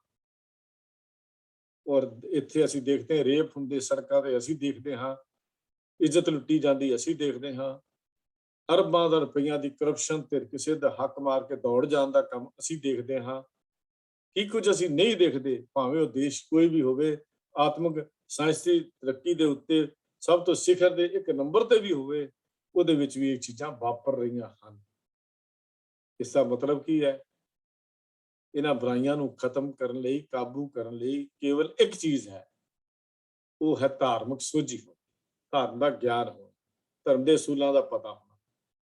ਇਹ ਆਤਮਿਕ ਕੀਮਤਾਂ ਦੀ ਸੋਝੀ ਜਿਹੜੀ ਹੈ ਇਹ ਪ੍ਰਮਾਤਮਾ ਦੇ ਖਿਆਲ ਤੇ ਰੱਬ ਦੇ ਭੈ ਵਿੱਚੋਂ ਹੀ ਪੈਦਾ ਹੋਈ। ਸਭਤਾ ਦੀ ਉੱਨਤੀ ਦਾ ਕਾਰਨ ਅਸਲ ਵਿੱਚ ਹੀ ਅਸਲ ਵਿੱਚ ਇਹ ਸੋਝੀ ਹੈ ਜਿਹੜੀ ਇਹ ਧਰਮ ਦੇ ਵਿੱਚੋਂ ਮਿਲਦੀ ਹੈ। ਇਹ ਠੀਕ ਹੈ ਵੀ ਕੁਝ ਹੱਦ ਤੱਕ ਸ਼ਰਮ ਜਿਹੜੀ ਹੈ ਉਹਦਾ ਡਰ ਵੀ ਇਨਸਾਨ ਨੂੰ ਵੱਧ ਚੱਲਣ ਤੋਂ ਰੋਕਦਾ ਹੈ, ਲੋਕਾਂ ਦੇ ਡਰ ਤੋਂ, ਲੋਕਾਂ ਦੀ ਸ਼ਰਮ ਤੋਂ। ਪਰ ਇਹ ਸ਼ਰਾਰਤ ਦੀ ਜੜ ਨੂੰ ਕਦੀ ਵੀ ਖਤਮ ਨਹੀਂ ਕਰ ਸਕਦਾ। ਲੁਕ ਛੁਪ ਕੇ ਕਰ ਲਵੇਗਾ। ਸ਼ਰਮ ਦਾ ਡਰ ਬਾਹਰਲੀਆਂ ਹਰਕਤਾਂ ਨੂੰ ਰੋਕ ਸਕਦਾ ਹੈ, ਪਰ ਮੈਂ ਬੇਨਤੀ ਕਰਾਂ ਸ਼ਰਮ ਦਾ ਡਰ ਭੈੜੇ ਵਿਚਾਰ ਦੇ ਸੁਭਾਅ ਨੂੰ ਨਹੀਂ ਰੋਕ ਸਕਦਾ। ਉੱਥੇ ਸੁਭਾਅ ਬਦਲਣ ਦੀ ਲੋੜ ਪੈਂਦੀ ਹੈ। ਉਸ ਦਾ ਕਾਰਨ ਹੈ ਕਿ ਸ਼ਰਮ ਤਾਂ ਜਨਤਕ ਰਾਏ ਉੱਤੇ ਨਿਰਭਰ ਹੁੰਦੀ ਹੈ, ਲੋਕਾਂ ਦੇ ਉੱਤੇ ਨਿਰਭਰ ਹੁੰਦੀ ਹੈ ਜਿਹੜੀ ਸ਼ਰਮ ਹੈ। ਇਹ ਬਦਕਿਸਮਤੀ ਦੀ ਗੱਲ ਹੈ ਕਿ ਜਿਉਂ-ਜਿਉਂ ਅੱਜ ਦਾ ਮਨੁੱਖ ਲੋਭ ਦਾ ਸ਼ਿਕਾਰ ਹੁੰਦਾ ਤੁਰਿਆ ਜਾ ਰਿਹਾ ਹੈ, ਉਸੇ ਤਰ੍ਹਾਂ ਇਹਦੀ ਜਨਤਕ ਰਾਏ ਵੀ ਬਾਹਰਲੀ ਦੁਨੀਆ ਦੀ ਵੀ ਡਰ ਜਿਹੜਾ ਖਤਮ ਹੁੰਦਾ ਜਾਂਦਾ ਹੈ, ਉਹ ਸ਼ਰਮ ਵੀ ਉੜਦੀ ਜਾਂਦੀ ਹੈ। ਕੋਈ ਅੱਜ ਦੀ ਨਹੀਂ, 5 ਸਦੀਆਂ ਪਹਿਲਾਂ ਸ਼ਰਮ ਧਰਮ ਦੇ ਸਭ ਖਲੋਏ, ਕੂੜ ਫਿਰੇ ਪ੍ਰਧਾਨ ਵੇ ਲਾਲੋ ਦੀ ਗੱਲ ਗੁਰੂ ਨਾਨਕ ਸਾਹਿਬ ਨੇ ਕਰਕੇ ਦੁਨੀਆ ਨੂੰ ਸਦਾ ਦਿੱਤੀ ਸੀ। ਭੈੜੇ ਚਰਨ ਵਿੱਚੋਂ ਭੈੜੀ ਜਨਤਕ ਰਾਏ ਪੈਦਾ ਹੋਏਗੀ। ਹੁਣ ਜਿੱਦਾਂ ਦਾ ਕਰੈਕਟਰ ਹੈ ਉਹ ਜੀ ਰਾਏ ਬੰਨੀ ਹੈ ਲੋਕਾਂ ਦੀ। ਜਿਹੜੇ ਆਪ ਵੀ ਵਿਚਾਰ ਕਰਦੇ ਨੇ ਦੂਜੇ ਨੂੰ ਕਿਉਂ ਰੋਕਣਗੇ? ਤੇ ਭੈੜੇ ਇਸ ਕਰੈਕਟਰ ਦਾ, ਕਿਰਦਾਰ ਦਾ ਦਿਖਾਵਾ ਉਹ ਸਾਡੀਆਂ ਇਲੈਕਸ਼ਨਾਂ ਵਿੱਚ ਤੇ ਸਾਡੇ ਰਾਜਸੀ ਪ੍ਰਬੰਧਾਂ ਵਿੱਚ ਖੁੱਲੇ ਤੌਰ ਤੇ ਅਸੀਂ ਦੇਖ ਸਕਦੇ ਹਾਂ। ਜੋ ਕੁਝ ਹੁੰਦਾ ਹੈ ਅਸੀਂ ਸਭ ਕੁਝ ਜਾਣਦੇ ਹਾਂ। ਦਿੱਲੀ ਗੁਰਦੁਆਰਾ ਮੈਨੇਜਮੈਂਟ ਕਮੇਟੀ ਦੀਆਂ ਇਲੈਕਸ਼ਨਾਂ ਹੀ ਹੋਈਆਂ, ਇਹਦੇ 'ਚ ਵੀ ਅਸੀਂ ਸਾਰਾ ਕੁਝ ਦੇਖ ਲਿਆ। ਇੱਥੇ ਦਾ ਡਾਇਰੈਕਟਰ ਨੂੰ ਕੁੱਟਣ ਦੀਆਂ ਗੱਲਾਂ ਆ ਗਈਆਂ। ਕਿਉਂ? ਕਿਉਂਕਿ ਇਹਨਾਂ ਅੰਦਰ ਧਰਮ ਦਾ ਭਾਵ ਨਹੀਂ ਹੈ।